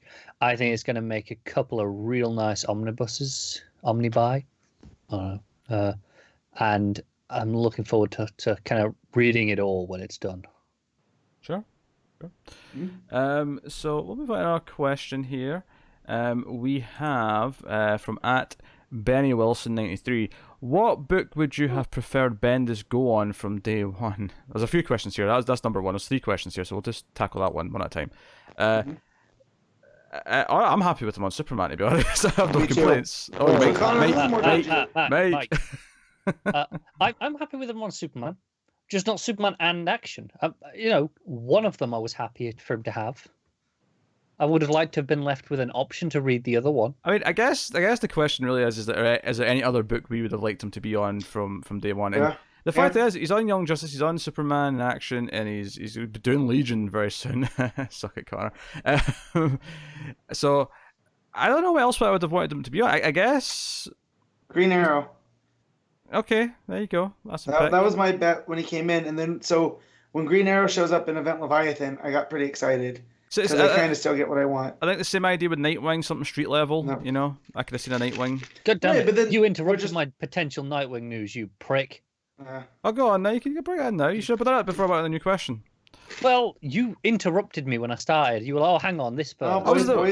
We're in the middle of a thought. Come on, what's your story? Yeah, so Orlando was actually tweeting that he was maybe working on something Nightwing related, which I thought was interesting. And he talked about how when he was like 14 or whatever, he pitched a Nightmaster story with Dick. No, well, it was just with with an artist. He pitched a story with an artist when he was like 14. They never picked it up, and he said now though he is getting to work on something with that artist, and it was doing Dick Grayson. I think he said Dick Grayson, not Rick Grayson. Mm-hmm. I'm gonna find the tweet real quickly, and see when he talks about Nightmaster, he's talking about like the sword that Detective Chimp wields, right? Yeah, he's talking about Jim Rook. Yeah, and so it'd be him and Dick Grayson. So because when I was 14, I created a Nightmaster pitch for DC Comics with Tom Lyle. Now, 20 years later, Tom and I are finally getting to collaborate on someone a bit more high profile, although I still love Jim Rook. And then, the image is a Nightwing drawing. Yeah. So there's no... He's definitely working on a Nightwing book. Someone asked him, is that confirmation that Dick will be back as Nightwing? And he said it is not a confirmation because obviously not every book is, in the main continuity. Yeah, that'd be my first assumption. Is it's just not in continuity. That's possible. Sad. Yeah, but obviously there was no actual book announced, but I thought it was interesting. So I read that as if it was a Nightwing story featuring Nightmaster. That's why it was hyphenated, because the way that he had Nightmaster written. No. I think he's working. The collaboration is with Tom Lyle, who obviously is known a long time. Right. Well. Yeah. But anyway, what else would you like Bendis to have been writing from day one? No, this might. Nothing. I mean, I really have no opinion. What do I dislike? I know Green Arrow were both good picks. I would have been opposed to something like hey, this was around the time that Green Lantern was in. If he'd gotten a Jessica Cruz book, I'd have been all over that. It seems like it's exactly the sort of character that he can make pop. So, something like that. next question from him. What creator would you swipe from Marvel for DC if you could? Okay, Matt's is going to be really quick and easy, so go on. Al Ewing. Oh, it wasn't what I was Great answer. expecting. That's a good answer. No, it's Jason Aaron. Yeah. Tony. Come on. Yeah, Al Ewing's a great answer. Like, Immortal Hulk's fantastic. So, Yeah. actually, although my first pick might actually be Kelly Thompson. Yeah. That'll be up there. I really like her stuff. So, and I can't say Tom Taylor because Tom Taylor is doing a bit of both. So we're not really swiping Doing him. a bit of both. He's doing a lot more at Marvel though. Hopefully that changes. Yeah. Well, the Marvel books are good easy. right now. Donny Cates. I'd take a Donny Cates book. See what he's got over in this world. Yeah. We'll see whatever the DC equivalent to Venom is. You can write that. Someone's bitter. Well, I'm better about. I don't mind. I don't care. Yeah. Okay. You can read Venom for as much as you want. I don't care about Venom. Anyways, and then the last question here is for a really big question, if needed, and it is needed because there's like no books this week. How would you fix Wally and Dick? So I step don't think one. it's the biggest question as he thinks. Yeah, step one. Fire Dan Diddy. I mean, how would you fix it? Dick gets his memories back and goes, "Hey, I'm going to be Nightwing." Mm-hmm. Problem solved. Yes, I mean, I guess it's I mean, I don't really have much of a story pitch for how it's happened because I never wanted the story to go this path in the first place. So I want them to just do it as quickly, as cleanly as they possibly can, and just get past it. I say cancel Nightwing, leave the book dead for three months or so, and then just bring it back and go, "Hey, Dick just got his memories back. Mm-hmm. Nightwing's just back. I'm fine with that. That's all I need." Yeah. And Wally is, that Lobdell book that's coming up. Yeah, cancel that. Yeah. That's your first step. Yeah, cancel He that. runs in the Speed Force. Speed Force because it's the Speed Force. You don't have to explain shit. The time flow change. Heroes in Crisis never happens. Yeah, we need to put that out of continuity. That's step number one. Heroes in Crisis never happened. Hey, Snyder's messing with hypertime. Let's just screw shit up. Yeah. Need some Crisis shenanigans to fix things with Wally, but that's basically my. I'm at the point where I think I'd rather Wally just died in a crisis. Actually died, right? And just went out a hero than doing any of this shit. Don't give him ideas. Yeah, I don't like the sound of any of this. Nope. All right, from at the Karate GM, what 3 DC characters would you have dinner with? So I'm not going to say Guy Gardner. I'm going to call that right now. No way. No? Did me and him get into a fight? Yeah. I thought you'd want a fight at dinner, Matt. No, not at dinner. Dinner's sacred, man. All right. Dinner and breakfast. Okay. There's no good DC chefs. Who's cooking me dinner? Ferdinand. Yeah, exactly. Yeah, okay, sure. You got one. Yeah, you got Ferdinand to cook dinner. I don't know. I mean, Batman's just going to be broody the whole time, so there's no point in having him there. I feel like you want some people who are a bit more lively. Yeah, Starfire. See, I'm inviting Starfire for sure. yeah, I think the Titans in general are the sort of people you're looking at for a more lively time. Not Beast Boy, because I don't trust him not to mess with the food. Mm-hmm. And you go to eat your steak and it's green. You're like, Garth, get off my plate. Or Gar. I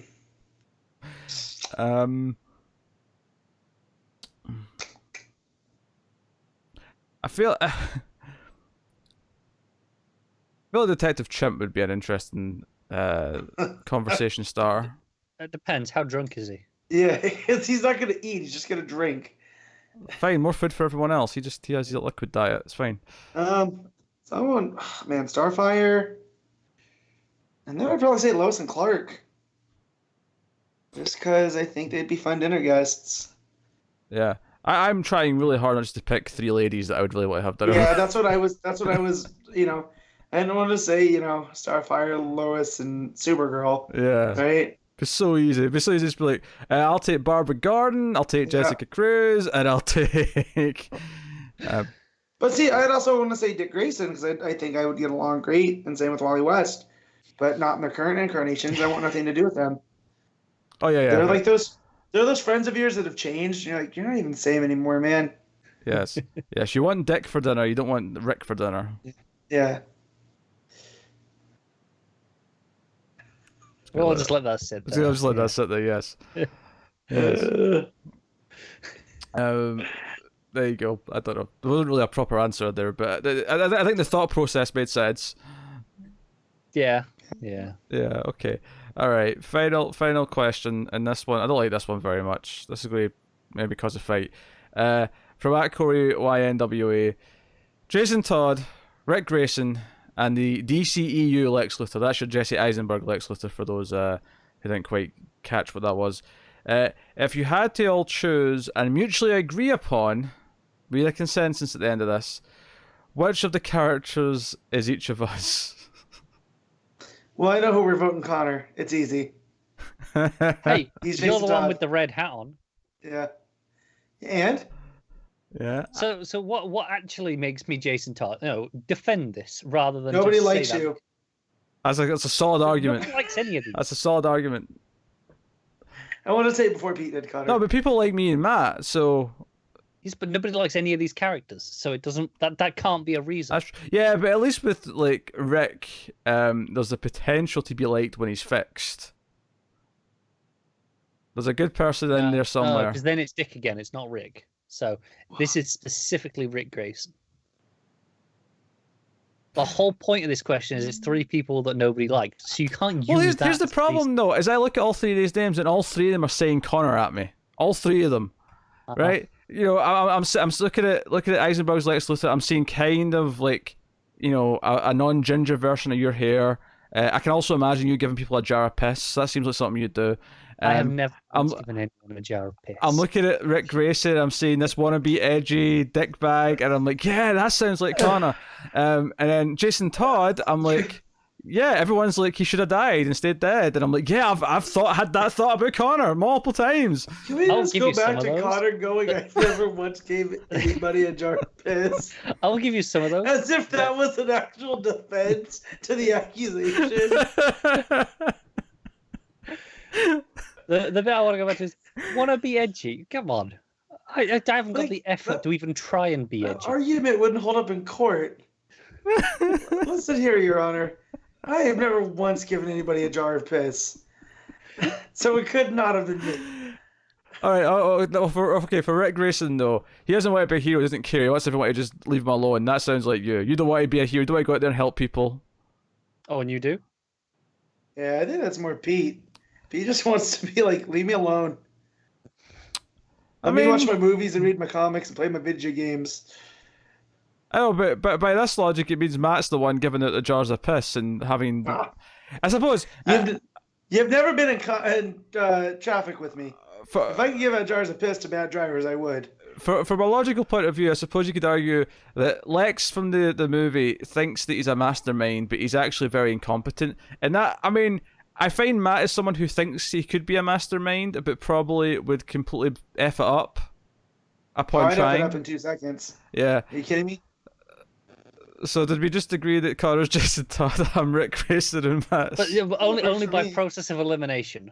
DC. Well, how else are we going to do it? How else do we do this?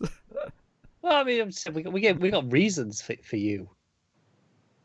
I just have a reason for Matt. I feel like we could interchange mine and Pete's to Rick Grayson, and I could see Pete as a Eisenberg Lex type.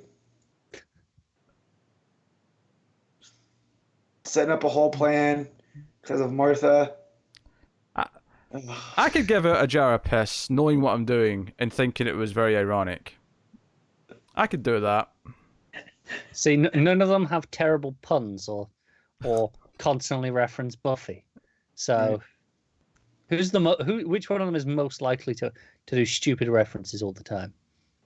Eisenberg's Lex.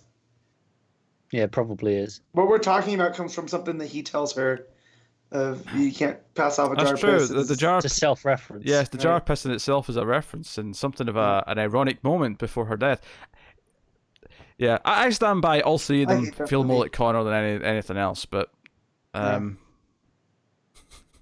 so the consensus is Jason Todd is Connor, Rick Grayson is Connor, and DCEU Lex is also Connor. I mean, the sheer fact that I can just veto all of that means it's not consensus. Yeah, we're 2 to 3. Boom, we're done. They had to be unanimous. That was in the tweet. It said consensus. That's a big consensus. It said all of us had to agree. Yeah, aye, but I mean, when you read between the lines, it's like there's the important people on the show who have to agree, and then there's the B player. Sorry, who read no books this week? Well, yeah, because there was no good books out to read. I thought there was one good book. 2 good books, really. But by definition, you cannot be the essential person if you didn't even contribute any books.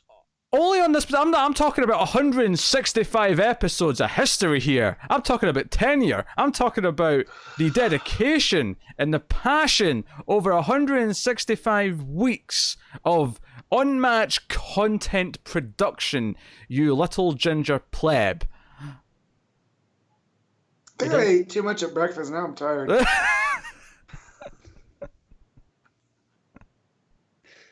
you have a good breakfast?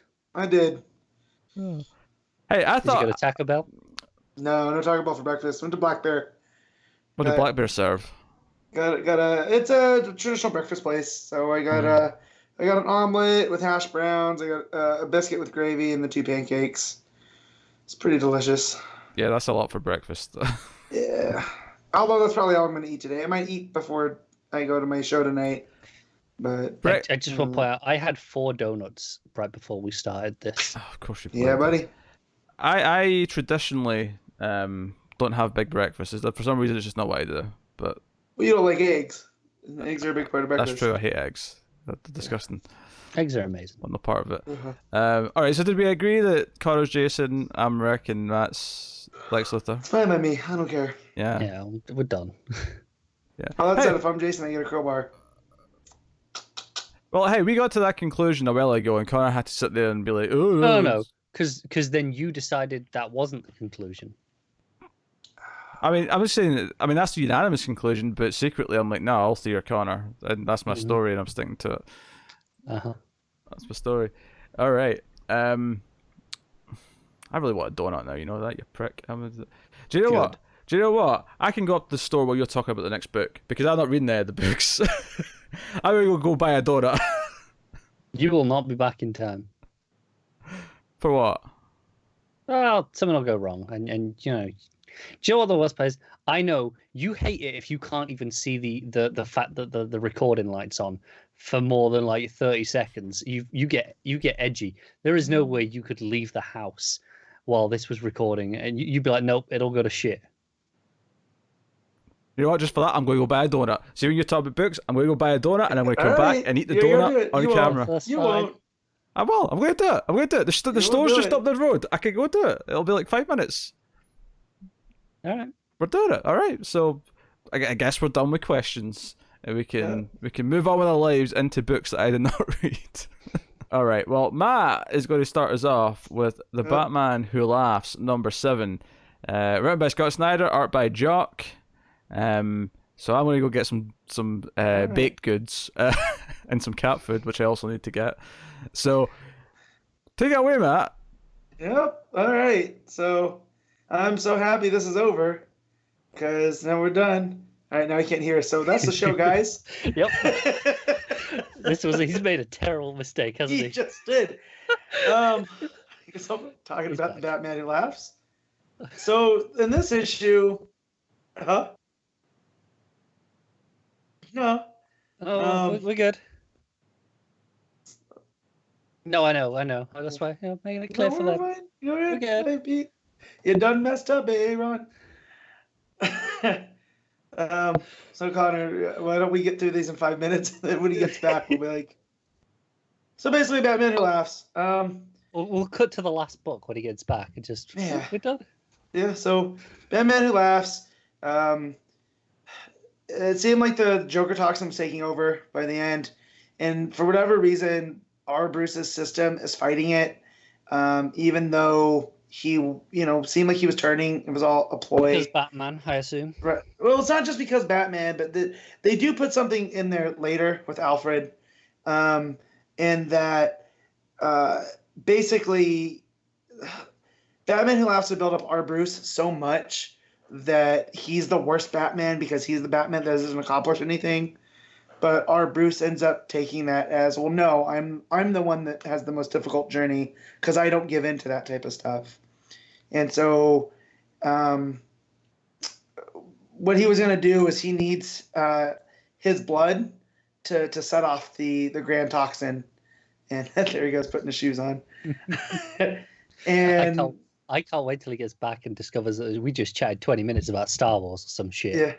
Yeah, right. So, anyways, while all that's going on, so he has the younger Bruce, and he told him to run and go hide. And Alfred shows up, shoots the Batman Who Laughs because our Batman hasn't fully transformed, and you find out that he needs the blood to set off the ultimate last laugh.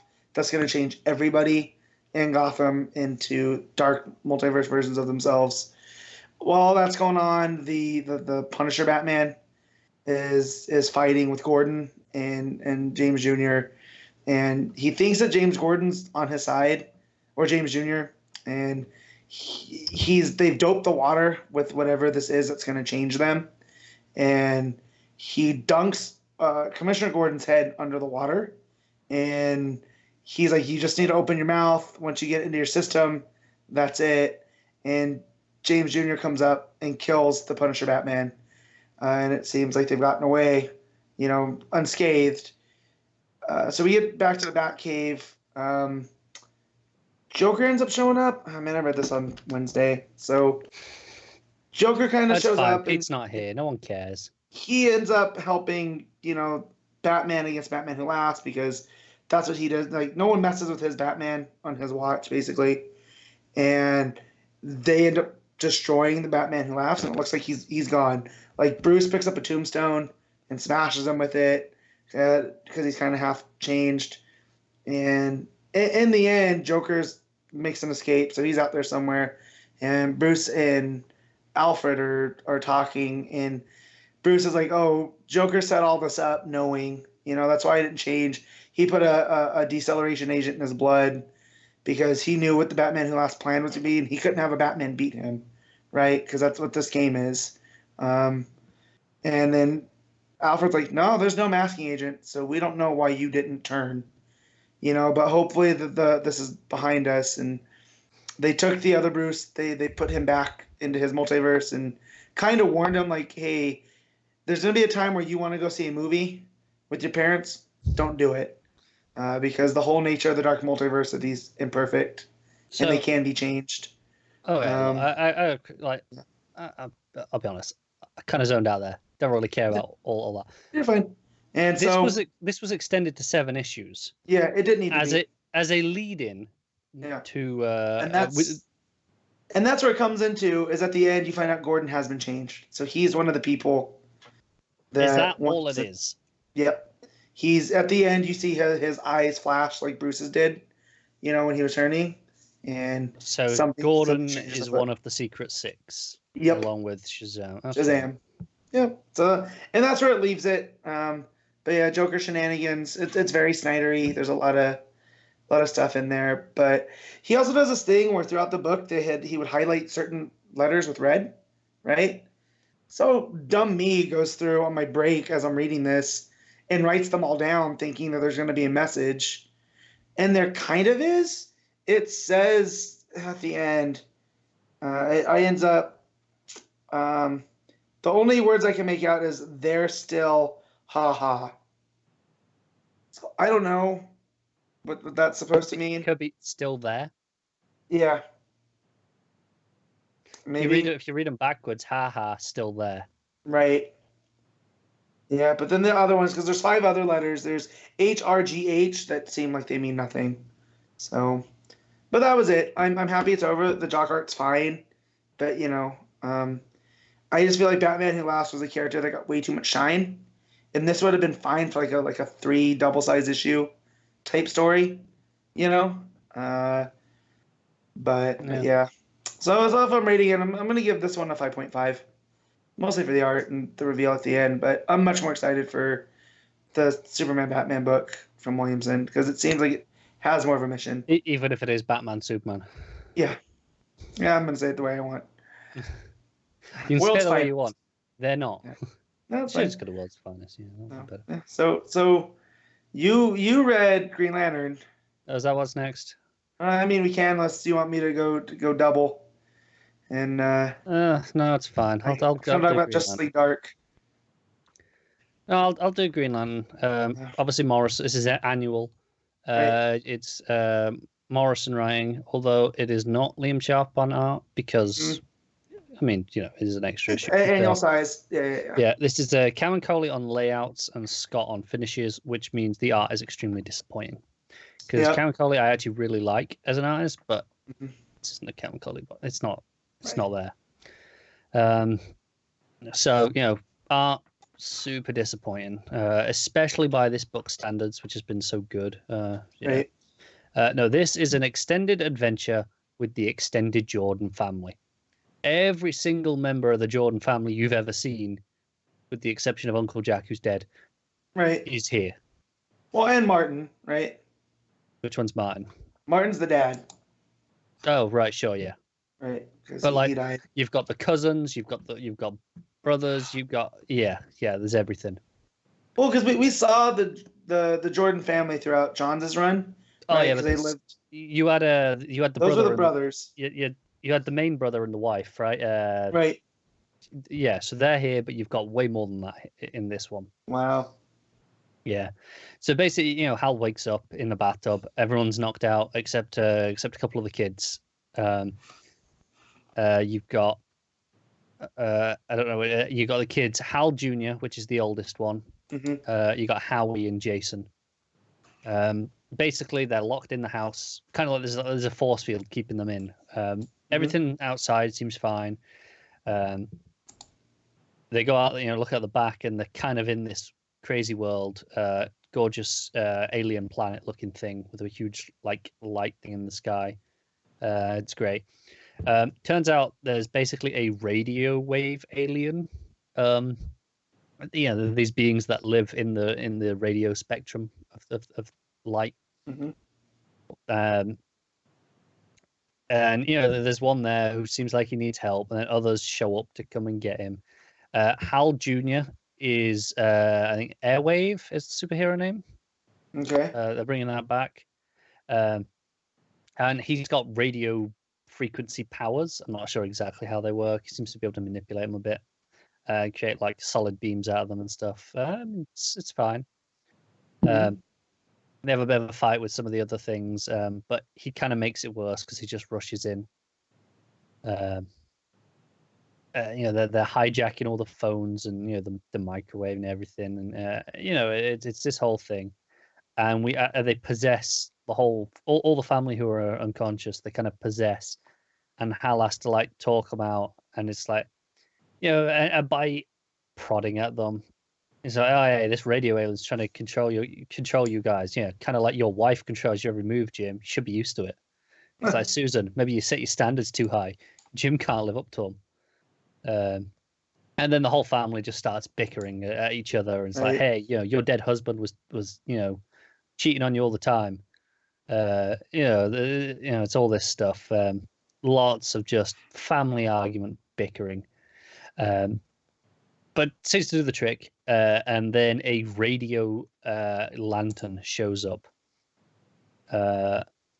She's cool, great little design, and puts the thing away in a box and takes it away. And there's a little bit of moral quandary here, where they were coming and attacking them because basically all the shit that we pump out into radio waves was affecting their space. It was they consider it their territory, so they were coming and attacking back. But the lantern's like, well, I mean, it's kind of just on the fringes. But most of us didn't even notice. But I was like, yeah, but the fringes, on the boundaries, that's where trouble gets started. If you don't pay attention to it. It kind of creeps in without you noticing, and that's that. Then they take him away, and a bit of the moral bit. It turns out it was one of the other uncles, I think. Uncle Hip, I think was what it was. Doug, drugged them all. He had some, web project. He was, I don't. It's not clear exactly what he was going to do. Film them, put out something on the net. Wasn't sure exactly. Hal punches him, and that's the end. Huh. So that's what he decided was for the annual, was the radio wave. Yeah. Uncle Journey. Yeah. It's pretty enjoyable. That's good though. When you're talking about the radio wave. The new airwave is they established that he's gay now. Okay. Hal's like, oh hey, you want to be a superhero, just impress the girls, and he's like, oh, whoever said it was a girl. Right. But yeah, there's a cool bit where they realize they're radio creatures. They're all sound. Hal pulls out a big tuning fork and tries to attack him with that. Yeah.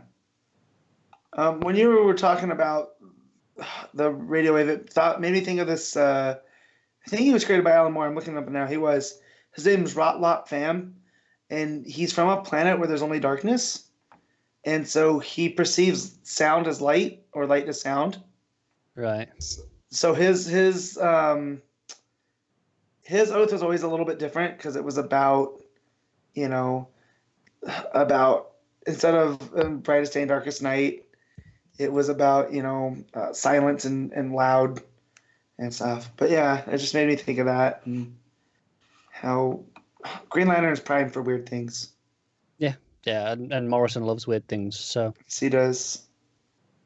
Yeah, no, it's pretty good. Art's disappointing, but I mean, it's an annual, sure. Yeah. It's like a 7. Yeah. All right.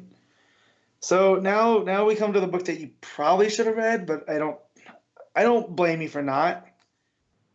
Which is Justice League Dark. Here's the deal. I picked it up in the shop, and I looked, and I saw, oh shit, get on March on art. I'm gonna struggle.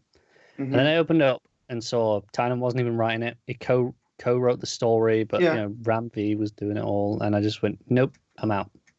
Yeah. Well, it's also Guillem March on the art. Yeah, which is I got three pages. Which I opened. I was just like, no. I opened it and it went. I was like, it's not the worst Guillem March I've seen, right? Like, I got his second page and saw his detective chimp and Wonder Woman in the back. I was just like, you know what? No, I don't want to read that. Well, so the Justice League Dark only in this for a hot second because it opens and there's a story of this doctor who's up in Maine.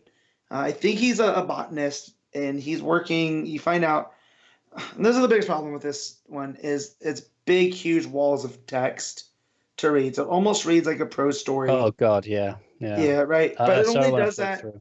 Yeah, but it only does this when it's telling the doctor story. So his name is Dr. Oleander Sorrell, and he's tasked with basically creating, crossing genomes of flowers to try to see what they can survive, right? So he's up in Maine, and it's it's all frozen, and you're getting little pieces of his life, and that's where the story starts. This is all from his journal, and then they get to the Justice League Dark, and they're basically, because magic has changed, none of the magic books matter anymore, right? So it's basically having like an old instruction manual for something that's been completely upgraded, right? It'd be like using an iPod instruction manual for a new iPhone. And so nothing's working like it should. And so as they're trying to figure all this out, the Justice League Dark, Constantine's like, well, I guess I'm officially part of the team now, but I need to talk to Swamp Thing. And Man-Bat's really excited to see Constantine.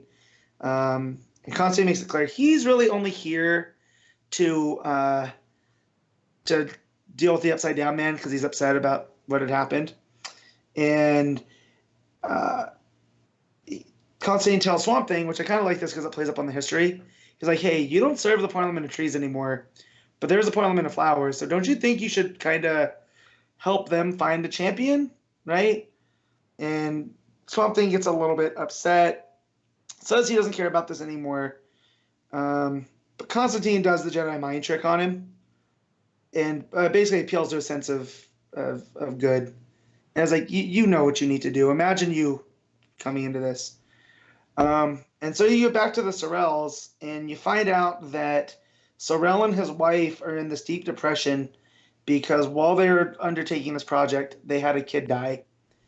And throughout the issue, you find out that it was, they found out he was sick. There was a tumor. There wasn't anything he could really do. And they kind of grew apart after the kid died. And she leaves. And so this is what you find out through these wall of text. And I mean, the art on these walls of text, Guillem March does get a little bit creative because this is all about flowers and bloom and, finding this potential. And so a lot of these are bordered with flowers, and they kind of snake their way around and create these fun-looking borders. Mm-hmm. But then you find out that after the wife leaves, there's an accident on these experiment flowers that he's doing, and he dies in a fire. And he says the fire's so hot that he can't feel anything, right? So Swamp Thing shows up at the house, and now he is the avatar for the Parliament of Flowers, which he's basically a Swamp Thing, but he's nothing but flowers. And it's a really cool character design. Like, it doesn't look bad. And so Swamp Thing tells him, like, hey, like, I know you think you're who you were, but that's not you anymore. Those bones are gone. You just have his memories to connect you to Earth.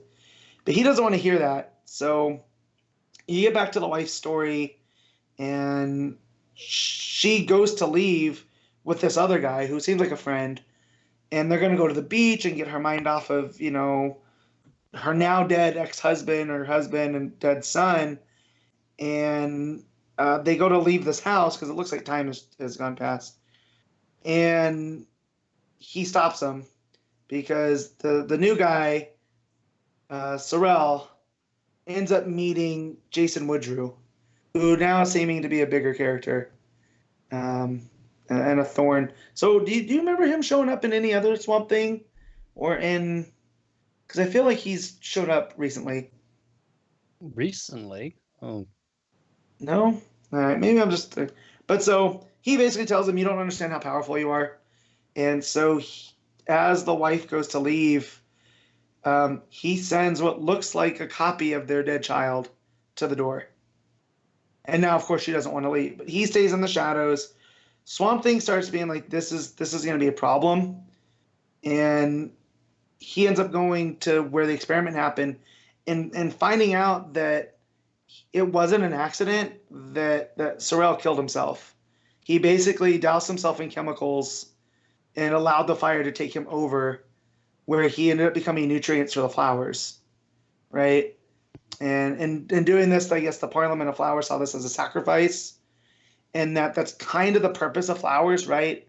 Is the flowers' purpose is to look pretty and to draw attention, but eventually they're a reminder of all things that die, right? So that's why they're presented in times of grief and whatnot. And so you find out that he's building these children out of flowers and sending them to her. And so now she has this little family that she kind of always wanted. But the kids have this weird sense that they're not permanent. They can't stick around. So like she stops one of the kids from jumping off of the ledge. And that's when Swamp Thing tells them, like, well, no, they have deep-seated of you. Like, because you took your life, your creation, that's what's going on forward, right? But Sorrell doesn't want to listen.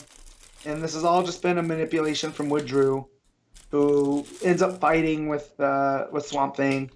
And he becomes full-on Floronic Man. He's like made out of woods and I was, oh, he did get donuts. Look at that. No, yeah. There was no donuts there. I had to make do Uh-huh. with. He couldn't open the thing quite, though, could he? Yeah. Got it.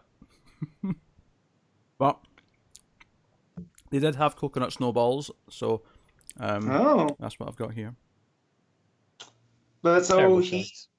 so because Sorrell couldn't remember, Swamp Thing ends up, getting defeated by Floronic Man, but in doing so, he passes on the truth that Sorel killed himself, which, you know, he basically lets himself go, and he rescinds the power of being the avatar for flowers.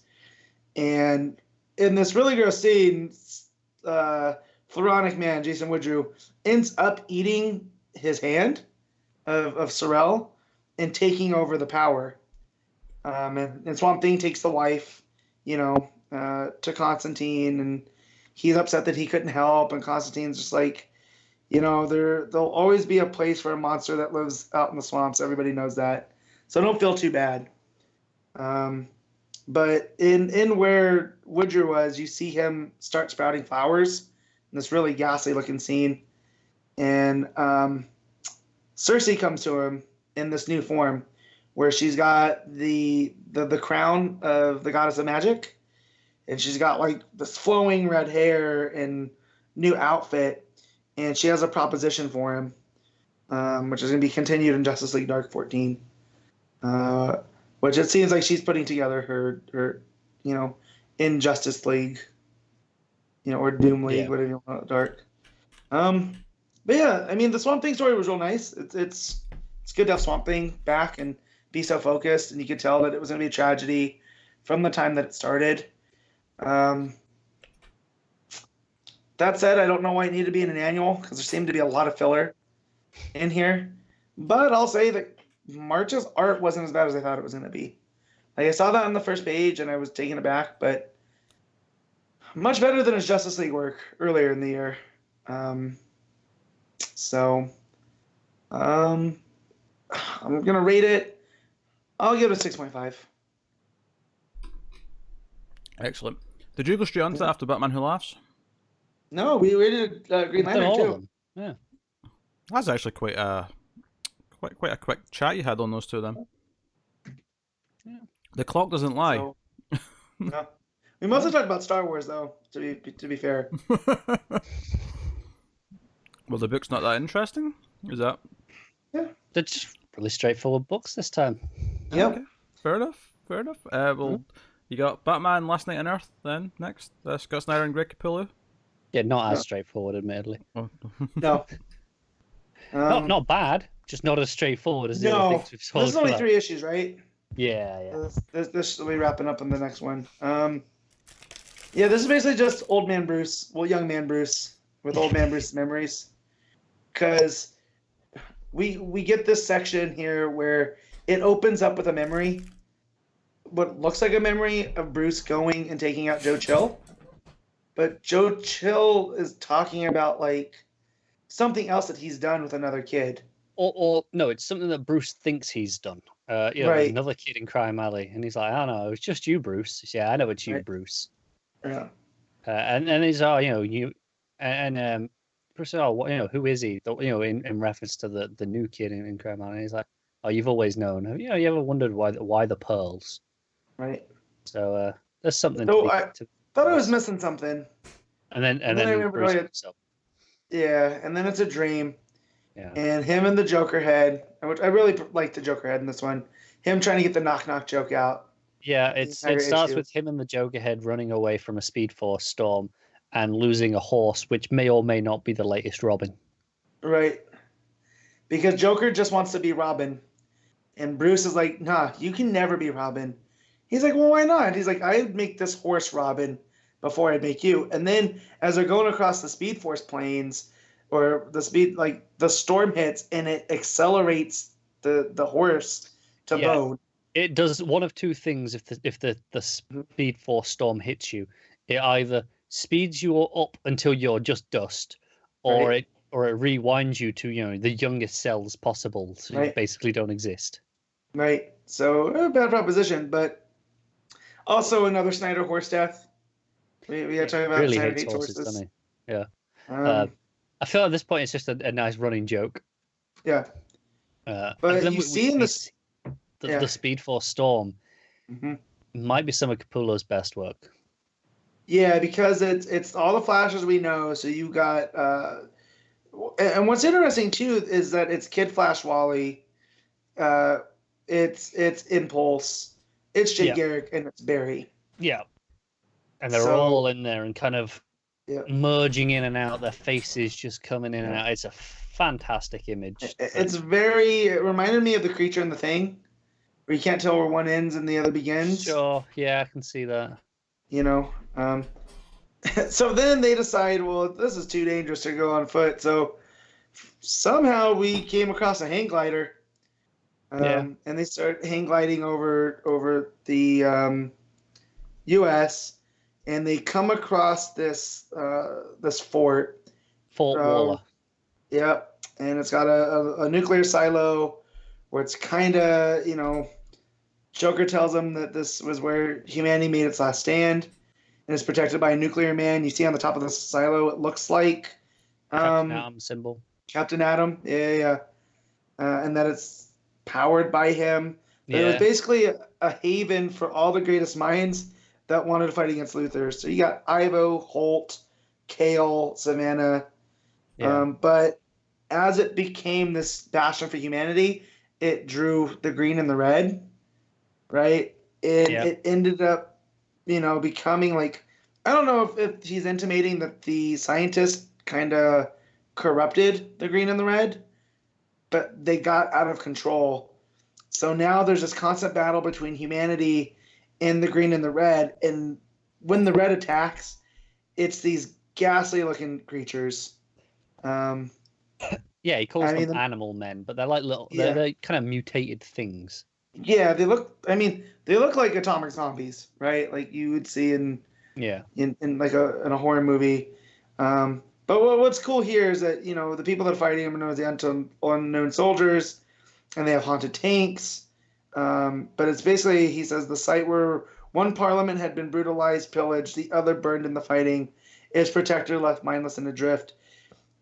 And we see these two sides just going at it, and then the skies turn red, which I thought was a fun touch, right? Yeah, it's from all, you know, I mean, bear in mind, they are using like flamethrowers at this point, so it's red from all this, you know, the smoke and dust burning, and it's this orange glow. And out of this glow comes a massive swamp thing. Yeah, you can see it, like, you know, the Bruce in the hang glider takes up a tiny percentage of this thing. Right. And huge. They move on. We can't deal with that. Yep. And so it's, again, it reminded me of Old Man Logan as him and Blind Hawkeye are going across. Yeah. Seeing what has happened to the U.S. But then we get Alfred in Gotham, and he's got Scarecrow and Bane. And, man, Scarecrow's never been scary to me as a needle phobe because his fingers are just basically syringes. It's kind of the Arkham design. Kind of, right? He has no legs, right? Oh, no. He chopped the Omega chopped the legs away because it takes away whatever you don't need. Right. And so with Bane, he's writing Bane like it's Hodor and Bran, you know. And you know, they basically they're going after Alfred. Oh, Alfred puts up a fight with a shotgun. Yeah. But basically he says that Omega wants Alfred. Like, you know, you're not what's it at? He said you couldn't leave it alone, couldn't keep your head down. So he's aware of it, and man, Alfred puts up a fight, but Bane's a lot like Jason and just takes him straight to the chest, and Scarecrow eventually gets him with his needle fingers. Yeah, and then that kind of paralyzes him because he's not dead yet. Yep. And then Omega comes in and starts just talking to, and Omega we see here is kind of like a Batman suit. Doesn't look to be much of a cape on it, admittedly, but kind of that style. But then with these red lines down it. Very Darkseid-esque.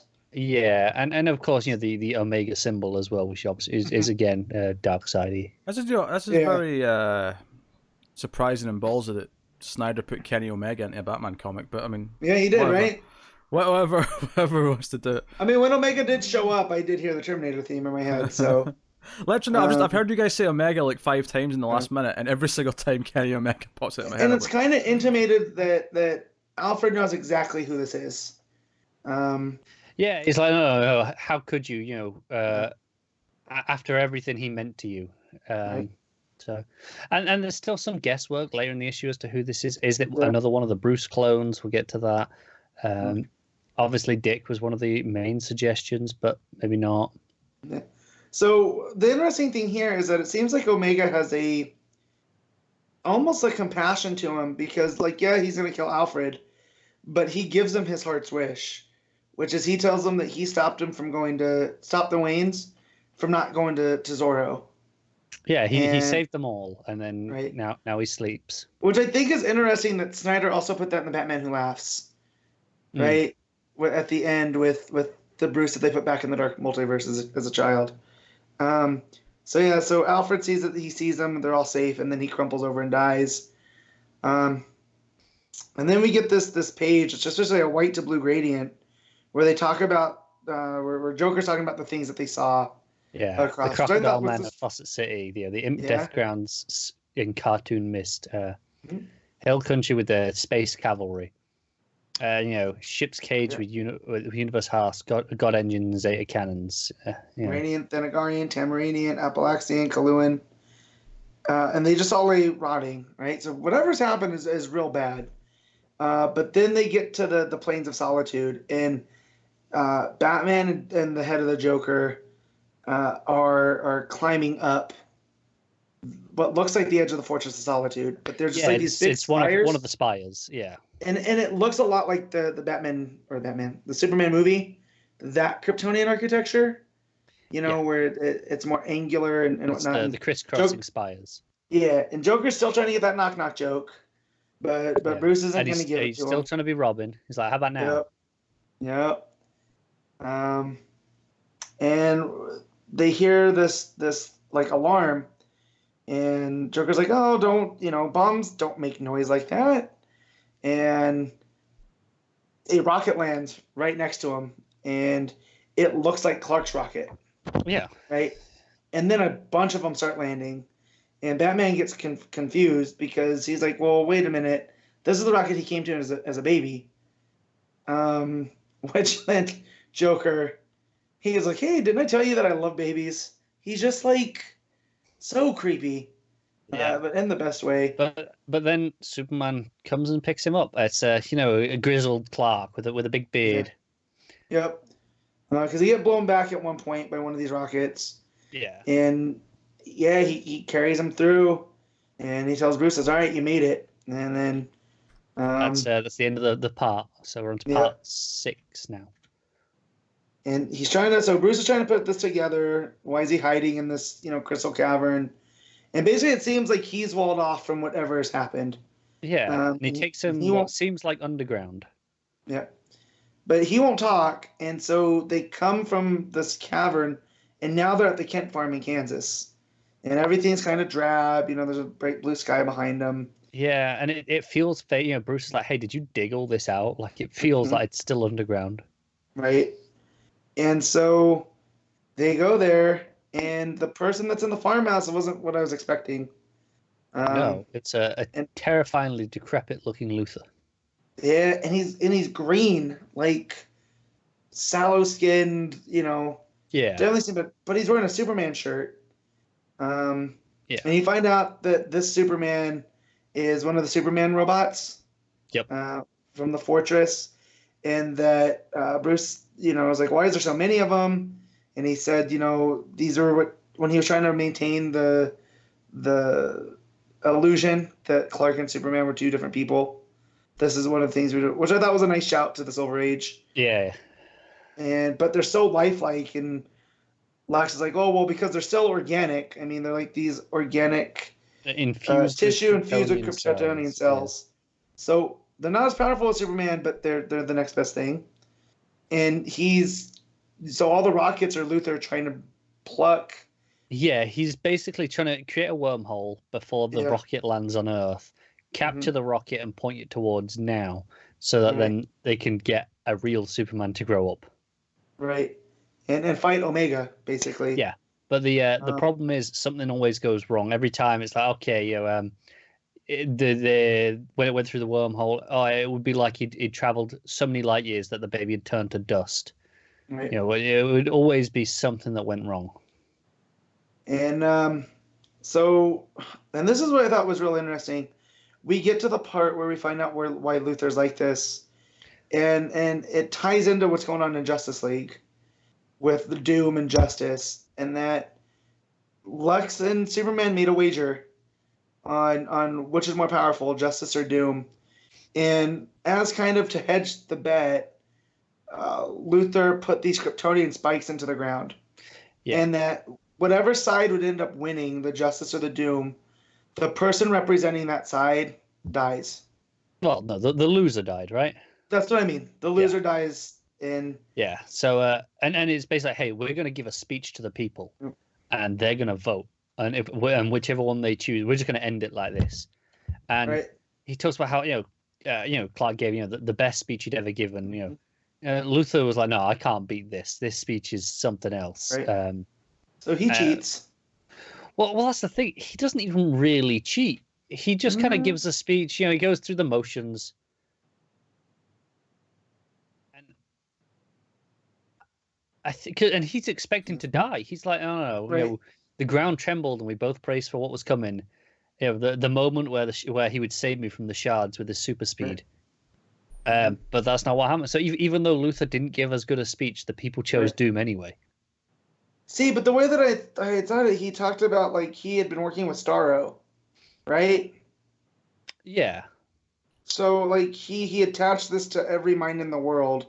So I feel like he knew what he was doing. But he was seeding the ground, yeah. But I mean, all anyone had, the seed in the ground with Starro didn't seem as much as like, he was seeding it so that they would win for him. It was like, he would make it simple. Superman would make his argument for good, mine for evil, and the world would choose. All anyone would have to do was think the word justice or the word doom. So it doesn't sound like he stacked it. Maybe he did a little bit, but it doesn't sound like he did. Yeah, I just always took it that because the surprise on Luther's face, where it's almost basically like Superman sacrificed himself. So it is a surprise on Luther's face. He expected people to choose justice after hearing Superman's speech. He was like, there's no way I can compete with that. And then people picked Doom anyway. So I definitely read into what's going on right now with politics into that scene. It was hard not to. Yeah. Right? Because you put it to the will of the people, and then this is what the people pick. And so basically... Yeah, right? And there's definitely some savior imagery with Superman up there. And it totally, changed Luther here. But this is where it started getting hazy. I started reading this as I was falling asleep last night. So this is where the rest of the issue gets a little bit hazy. But it's going to turn into like Matt's dream about lying in a bed of donuts as a bear feeds him something, I don't know. Right. Yeah. No, basically like all the Superman drones start turning on them, start attacking. And they're not entirely sure what's going on, but Bane and Scarecrow here, and Scarecrow's basically infected the drones, with fear toxin, which is why they're attacking their own side, and they actually get saved by Wonder Woman. Wonder Woman shows up and impales Superman, one of the Superman drones with a sword. Yeah. And she cuts through him and then cuts off his hand and then his head. Yeah. But then the rest of them attack. And then Lex basically tells them that it's important. You need to get there. Yeah, you need to go. If I stay here, they'll be attracted to me, so you guys can escape. So he does the sacrifice play, and Diana takes them out to the east edge of the Plains of Solitude, where the grass feels strange, and it's all this green, and you think, they're on like these grassy hills, which is weird given where we know the fortress is, and it's like, oh no. This isn't the ground, and it's like, oh shit! It's actually the Spectre. It's his cloak. He fell when the fighting spread to heaven and hell, but his cloak still serves as a portal to limbo essentially. So, they go on and they end up going on the River of the Dead, but Diana can navigate them because of the lasso of truth. Yeah, and she's gonna get them there. A lot more funny stuff with Joker. Yeah. And as they're going down, they're like, I can hear the voices. And it's like trying to listen to them too much. But, you get this fantastic double-page spread of just all the heroes. All these dead heroes. Right. And so you got Harley Quinn, you got Stargirl, Shazam, Kyle Rayner, um, there's loads. Blue Beetles there. Blue Beetle, Blue Raven. Demon, Superman, Cyborg, Guy, Green Arrow, Beast Boy. Man, a lot of the Green Lanterns. There. Yeah, a lot of the Green Lanterns. Adam Strange is back there. Yeah. Mr. Raven. Miracle, Booster, Question, Mm-hmm. Hot Girl. You know. Right, and you know, she's telling him, Bruce, you can't go in. It's like they're almost like sirens, right? Yeah. Like if you go in But there, then- you're not gonna make it. But then he hears something. He hears Alfred. He's like, "Damn it! I just left Alfred. He was alive." Right.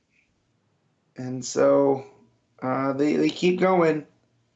And he wonders if it was all a mistake because he knows he's not really Batman, right? Like this is just a thing. But she's like, well, no, you're definitely, you know, you're the one that holds the store open for all of us. You know, so it's this really inspirational moment. And then they started moving faster through the underworld. And they pop up. So it's outside of Washington. She lit a fire in the middle of the night. When she thought they were asleep. Yeah, it's just okay. When no one was doing some suspicious things, kind of. Yeah. Well, to the Joker's perspective. To the Joker. Yeah. But you know, finally, it's like, oh no, we're here. You know, and Bruce's like, what? No, Gotham doesn't expend anywhere near here. And she's like, look, it is now. And we don't see straight away. He just goes, my God, and then it cuts to part 7, and you have just a whole page of this isn't Gotham. No, it's definitely. So everything's been a wasteland of like apocalyptic like fiction, right? It starts to look the most like Blade Runner. You have these tall towers. You got what look like blimps and flying drones, aircraft, and stuff going around. And you have the big bat Omega symbol in the sky. Yeah, and so Omega has everyone under the control of his anti-life signal, so they are very directly tying it to Darkseid. Yep. And so they go to there and she's like, how are we gonna do this? This is crazy 4-5. And Bruce's like, hey, I got an idea. I want snuck onto a really heavily protected island for a case. It was guarded night and day, and it was hidden from perception by this divine veil. And she's like, you did not sneak onto Themyscira. It's like, well, I mean, we called it Paradise Island at the time, but yeah, I did. Yep. So you start hearing a who, and that's where I got excited. I was like, oh man, yeah, we're gonna get the Court of Owls here. Because you can tell from the font and the bubbles, from the font and whatnot. And it is the Court of Owls, but they feel more like the Joker's gang from Batman Beyond, right? It doesn't feel like they're working in any official capacity. And says they've been sentenced to death, and Bruce recognizes the voice of one of them. And Diana's like, no, that's not possible. And he says, listen to me, it's Bruce, is that you under there? And the main talent takes off his hood, and it's Dick Grayson. Yeah. And that's where it ends. It says the final battle with Omega coming next. Which now Pete has me thinking it's wrestling. So really good issue. Yeah, it is. There's like a weird disconnect I know some people are feeling where there's not connective tissue. It's kind of dreamlike in the sense of we'll do this scene here, and then I mentioned now we're paragliding over to the next bit of the story. Now we're in the underworld. I think the bit between where we go through the Spectre into Limbo is the most connective tissue we have between these places. A lot of it is just we're at the next bit of the journey now. We cut ahead. And I think it's the sort of thing that if this was a film, you just do your fade out and you fade back in, and you'd be like, time has passed, and no one would even question it. No. But because it's in this comic and it's just panel to panel. Yeah, well, and it's very symbolic of different things. Because when they talk about Lex and Superman, and that basically Lex killed Hope. Right? That's what he did with Superman. And he feels like he's responsible for this world now. And that's why he's trying to fix it. Is that Doom wasn't the answer, Justice was. So I'm almost feeling like, is Snyder tipping his hand, or is this just in the story? Right? But it seems to be tying into what he's doing on, thematically anyways. Yeah, it does. of all of that. So You know, he always saw this as, you know, his final Batman story, the culmination, and I can see it thematically. Yeah. Even if not, you know, this isn't literally the next point of his story. Thematically, it definitely is a culmination of those threads. So we definitely know Omega's somebody that we know because of the way that Alfred talked to him. Yeah, but it's still don't have a beat for who it could be. Yeah, because Lex talks about how they actually tried to create another Bruce clone for themselves. Right. It didn't work. It didn't really work. So that's a potential option, but that doesn't really track with Alfred's line to me. No, because he said he meant so much to you. Yeah. So obviously, Dick was one of the first choices, but now he's a Talon, so probably not. Right, and so that leaves members of the Bat family. You know, despite how they're shaped, maybe Barbara. I can see that being a turn. Maybe. But maybe Tim. Damien. I think Damien's probably my odds-on favorite right now. Yeah, I'd agree with that. I think Tim might have worked, but after the Detective Comics stuff that Time did, it might feel a little bit repetitive to kind of do, you know, evil Tim in the future again. Like, right. But it's got to be someone that was inspired by Bruce. And if it's not Dick now, then it's, you know, so. Yeah. But what's your rating, Connor? I'm going an 8.5. This is great. It's some of Capullo's best work as well. Yeah, the art's really good. Yeah, I too am going to give it I'm going to give it an 8, not 8.5. But yeah, really good. Well, that brings us to the part of the show where at least two of us are going to pick some of our favourite stuff of the week. Favourite panel/moment. Oh. I mean, I still have to do Generation X. Oh, that's a good point. Yeah. Okay, sorry. All right. Just speed through it, Connor. Patreon book. Generation X. So on patreon.com/MailFuzzTV, you can sign up for one of the higher tiers, which lets Connor or me read a book of your choosing once per month. And Connor's book this month is Generation X issue 5. So, Scott Lobdell writing. Yep. With Chris Bacallo on art, is that right? Yep. There you go. Take it away. Yeah, I don't know. I feel like there was actually a big jump between issues 4 and 5. Not in terms of time of what's going on in the book, but just in terms of publishing. I don't know if there was a break, like if it was originally a mini and then it came back later. You know, we just carried on. No, I remember there was like crossover stuff happening after issue 4. Remember? Is that what it was? Okay. Yeah. Because everything in this plays like, hey, we're going to reintroduce everyone from scratch, as if it's like the first page is okay. Jonathan Starsmore, Chamber, not the most not the happiest mutant in the world, and it's and every character gets this introduction, like 3 or 4, narration boxes introduced in all of them. Felt like quite a lot, but obviously we're going to start. Well, there's an upside to that, though, is that there's less pages for story, which in a Scott Lobdell book can be a good thing. Well, no, because it's just more crammed onto a single page. It's not instead of something else. It's as well as everything else. Yeah. But no, we're gonna start off the establishing panel count, because those have gone beyond just taking place in one narration box as well. Because the first one is on, the second page. We start with a big full page, credits, titled, and then Chamber, complaining that the telly's not working. And second page, 2-page spread. Right, first established panel: the basement of the boys' dorm. Second box: at Xavier's School for Gifted Youngsters. Third box: nestled somewhere amid the Berkshire Mountains of Massachusetts. Right, okay, that was very specific, even by this book standards. But yeah, no, Gateway kind of shows up and has a bit of an argument with him. It's like talking about Husk not learn well this legacy virus, which I'm not sure exactly what that was. I think explained later. The legacy virus is this thing in X-Men that's basically like it's like a pseudo cure. It seems like it's like HIV for mutants. Like once you get it, that's it. Yeah, but it seems to take in the away 90s, the powers. And it kills them. Does it kill them as well? Okay. Yeah, but it only affects mutants, not humans. Yeah. So. But I mean, it was really because it just dropped it early on. Like this is like the third page. It just talks about this, and there was no explanation, and then it comes up again much later in the issue, and they actually give a, oh hey, here's what this thing is, like the editor's note. And I'm like, why not at the start? Yeah. Yeah, no, it's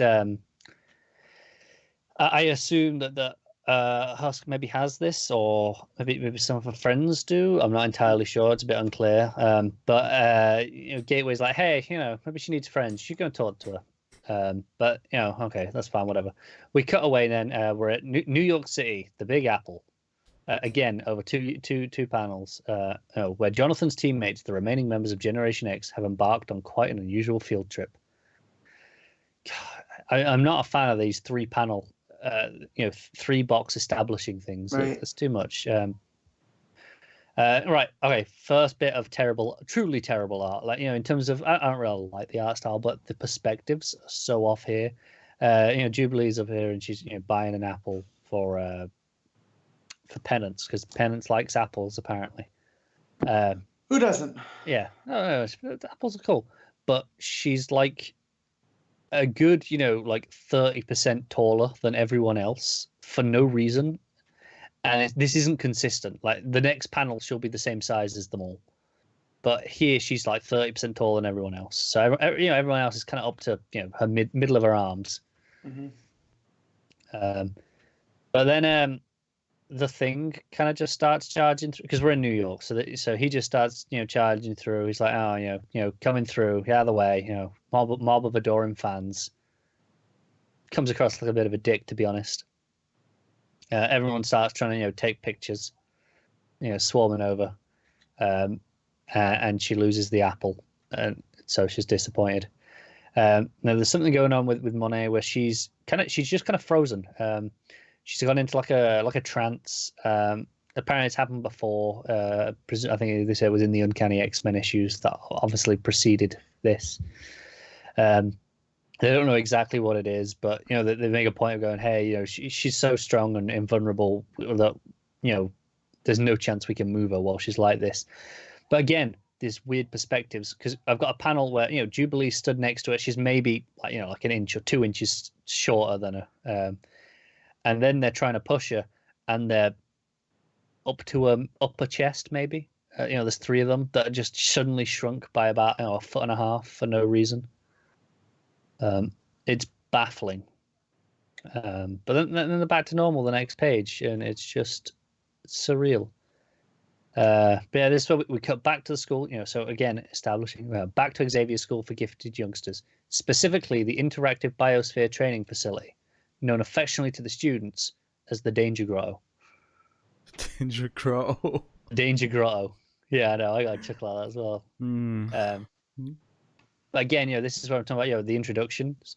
So Banshee's sat here. He's trying to learn French, because I think the idea Penance doesn't speak, and they're like, well, maybe she doesn't speak English, so they're just trying all these languages to see if she'll respond. But again, these interests. His name is Sean Cassidy. He's called Banshee. Besides being a mutant, yada yada yada. It's a full 7 or 8 panel boxes of that for a character who's been in the book since the first issue. I'm like, this is quite an extreme recap of these characters, and you get the same again then for Penance. But basically he's trying it. She doesn't listen to friends. She's like, all right, well, I'll try again next time.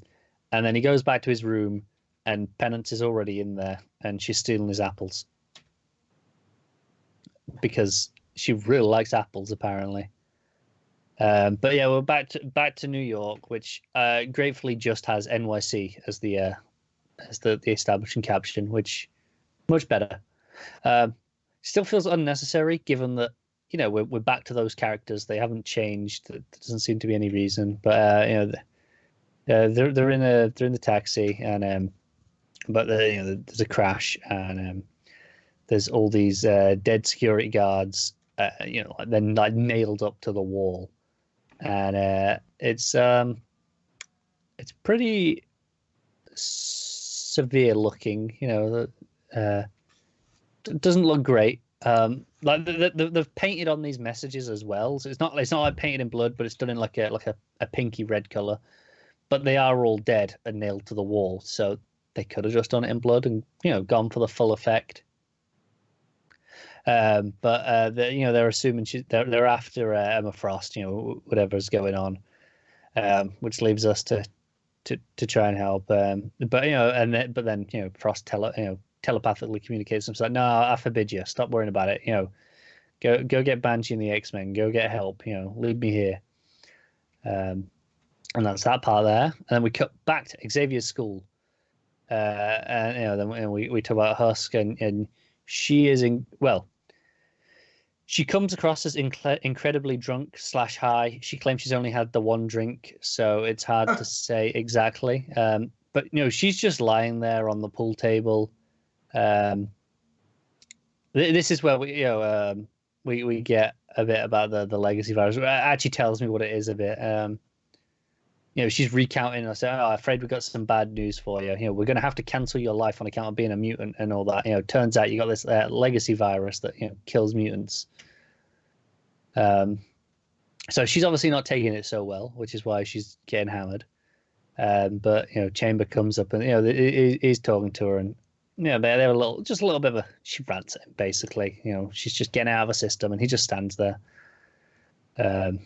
But that's about it for that. But okay, so we're back to the rest of the team. Again, multiple captions. Frost Enterprises, the penthouse. So they're going up in the elevator. And even though they agreed, we're going to contact the X-Men after we find her. So they're just ignoring her. And they go in, and then they start fighting Gene Nation, is what I think he calls himself. Hemingway. Big description. Basically they go, in another time and place, he'd have been called a Morlock. Here and now is a genetic nightmare made real. Huge fight. A big splash page of who there was Jubilee and Sync, kind of throwing off blasts, and they're like, hey, years from now, assuming they live that long, these two mutants may develop into two of the most powerful beings on the planet. And then again, here's the recap of these people's powers that I didn't really need, but okay, years to now. But however, for now, the current power levels will do. So it felt particularly over the top. It's not even like, but that's years from now. Right now they're struggling. It's like, no, they're still fine. It doesn't really matter. Big tussle. I think Sync saves. Is it Sync that saves Jubilee, or is it? But she's falling out of the window. They grab her. And they save her. But they're like, okay, so do we know where Emma Frost and that are, because they don't get there. And basically they just get a psionic hologram of like an image of like this place of mutants only, and it's all this twisted kind of hellish looking entrance. And that's the end of that.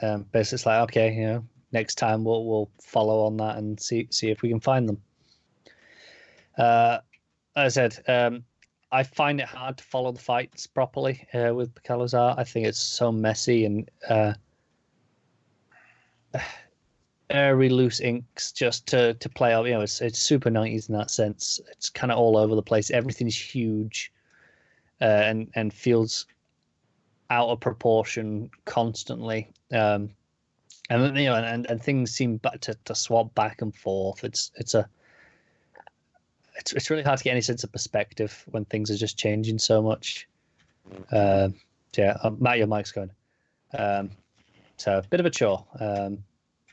And again, I always say, I like to have, I like when they tell me their name, in a comic. It doesn't have to be in an introductory narration box, but just in conversation, drop them every issue.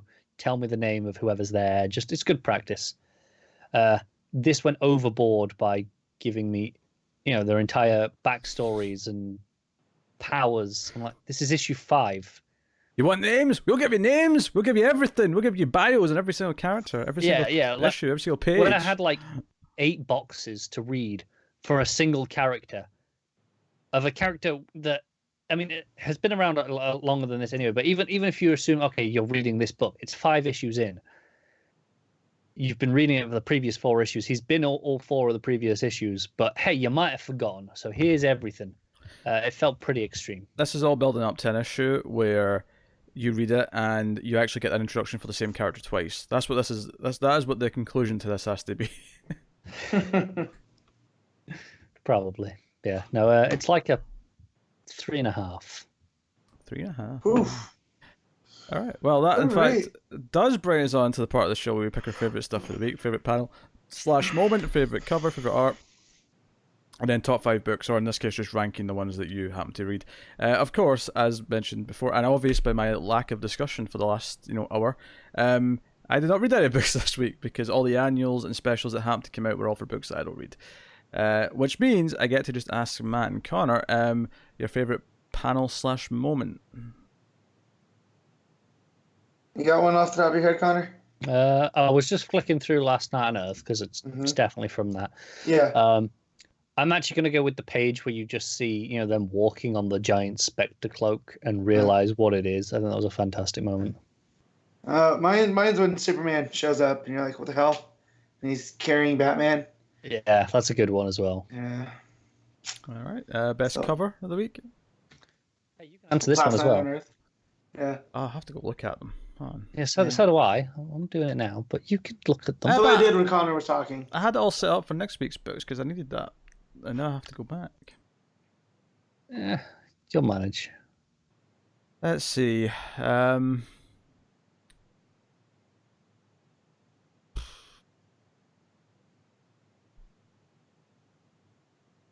Let's just So someone else, feel free to answer while I'm looking. I already said Last Night on Earth with Bane and Scarecrow looking all creepy. Yeah, I'm probably going to go with that. I was looking at the variant there for Last Night on Earth. Yeah. And I was shocked to see that Romita Jr. because it does not look like a Romita Jr. piece. Not you really. mean it looks decent? Yeah, but like the shadows and like it looks not bad. Huh. Fair enough. Yeah, I need to go with Batman Last Night on Earth as well. There's not a lot of options, to be honest, but there's not, because the annuals don't have variants for a start, so there's even just less in that sense. Yeah. There you go. There's my pick. Did you pick one? Yeah. I also went with Last Night on Earth. So everyone's picked one. Very good. All right, favorite art of the week then. Capullo, Last Night on Earth. Yeah. There you go. That was quick and painless. All right, rank your books, Matt. Last Night on Earth, Justice League Dark Annual, and Batman Who Laughs. Connor? Last Night on Earth, Green Lantern Annual. Hey, week 5's the wacky. Although to be fair, October's week 5 is looking packed as shit. So I mean, this won't be an issue next time. Yeah. We'll have a nice healthy week 5 and coming October. This is actually, I mean, we are obviously in the early days. When there wasn't, before they'd even really gotten to doing annuals yet, we had to really fill the time on week 5s. But it's been such a long time now since that's been a problem because I felt like we've had consistently at least 4 or 5 books still on a week 5. Yeah, and last week 5 we had both a Heroes in Crisis and a Doomsday Clock, so I mean that filled up considerable time on the show. Yeah, exactly. Whereas this one, like, it feels weird. It's a weird week 5 because there's not a lot of meaty stuff, at least for all of us to dig into. Anyway, so I'll tell you what's coming next week. Next week, from DC Comics, we have Batman 76. Everyone's all excited, I assume. Batman Teenage Mutant Ninja Turtles 3 issue 4. We get Deceased number 4 coming out. Looking forward to that. Deathstroke 46. We have Doom Patrol Weight of the World issue 2. Do you know what? I was actually catching up on that. I've read the first 7 issues of the first volume. Okay. It's real good. All right. Somewhat tempted. Green Lantern issue 10 coming next week. We got Harley Quinn 64. Justice League 29 is out next week. Lois Lane number 2 is out next week. We have the first of the Year of the Villain one-shots with Sinestro. We have Superman Up in the Sky issue 2. That's the Tom King Superman book. I mean, I think it was just me that read that, but I was into it. So yeah, I read that as well. Thank you very much. Did you? Okay, was it okay? It was the Bendis Batman one. It was only me that read, but I knew I only read one of them. Yeah. Sinestro is the Mark Russell one. Yeah, because I was looking like, okay, is there anything that I can get away with not reading next week because I'm working? I'm like, okay, but And that was, oh, maybe. And then I saw Mark Russell. I went, damn it, I kind of want to read that now. Yeah, it's worth mentioning. Obviously, not every single book I mentioned there is one that we typically cover, but that is all the books that are out. Although I do want to just point out the Rucka Wonder Woman Volume 3 is out, and that's the original run, finally. Because Volume 1 and 2 have been out for ages of that run. Yeah, because I have 2, and I was waiting on to start reading that until 3 came out. I think they were once a year they were publishing them. Oh, it's been longer than that. Yeah. How was it? Volume 2 is way more than that. 1 and 2 came out pretty back to back. Yeah, 1 and 2 were at most a year, but I think it was more like 8 months between them. And then Volume 2, I think, was like January 2018, maybe even 2017. That long? It's been a while. So that's why I'm pointing out. I'm saying finally that third and final Rucka Wonder Woman book's out from the 2000s run we're talking about here. So check that out. All right, there you go. That's the books that are coming next week. I never actually asked on Twitter this week what their favorite book was because you're a terrible person. I'm sure Talking Superman would have had Green Lantern. I'm sure. I was more concerned with getting questions given the nature of the week, and ultimately there wasn't a lot of books to pick from, so it wasn't as an exciting week to ask. But I will ask next week, so pay attention on the Twitters. At DC Comics Podcast, follow us on there. And you get asked what your favourite book was every week. You get updates from us and all sorts.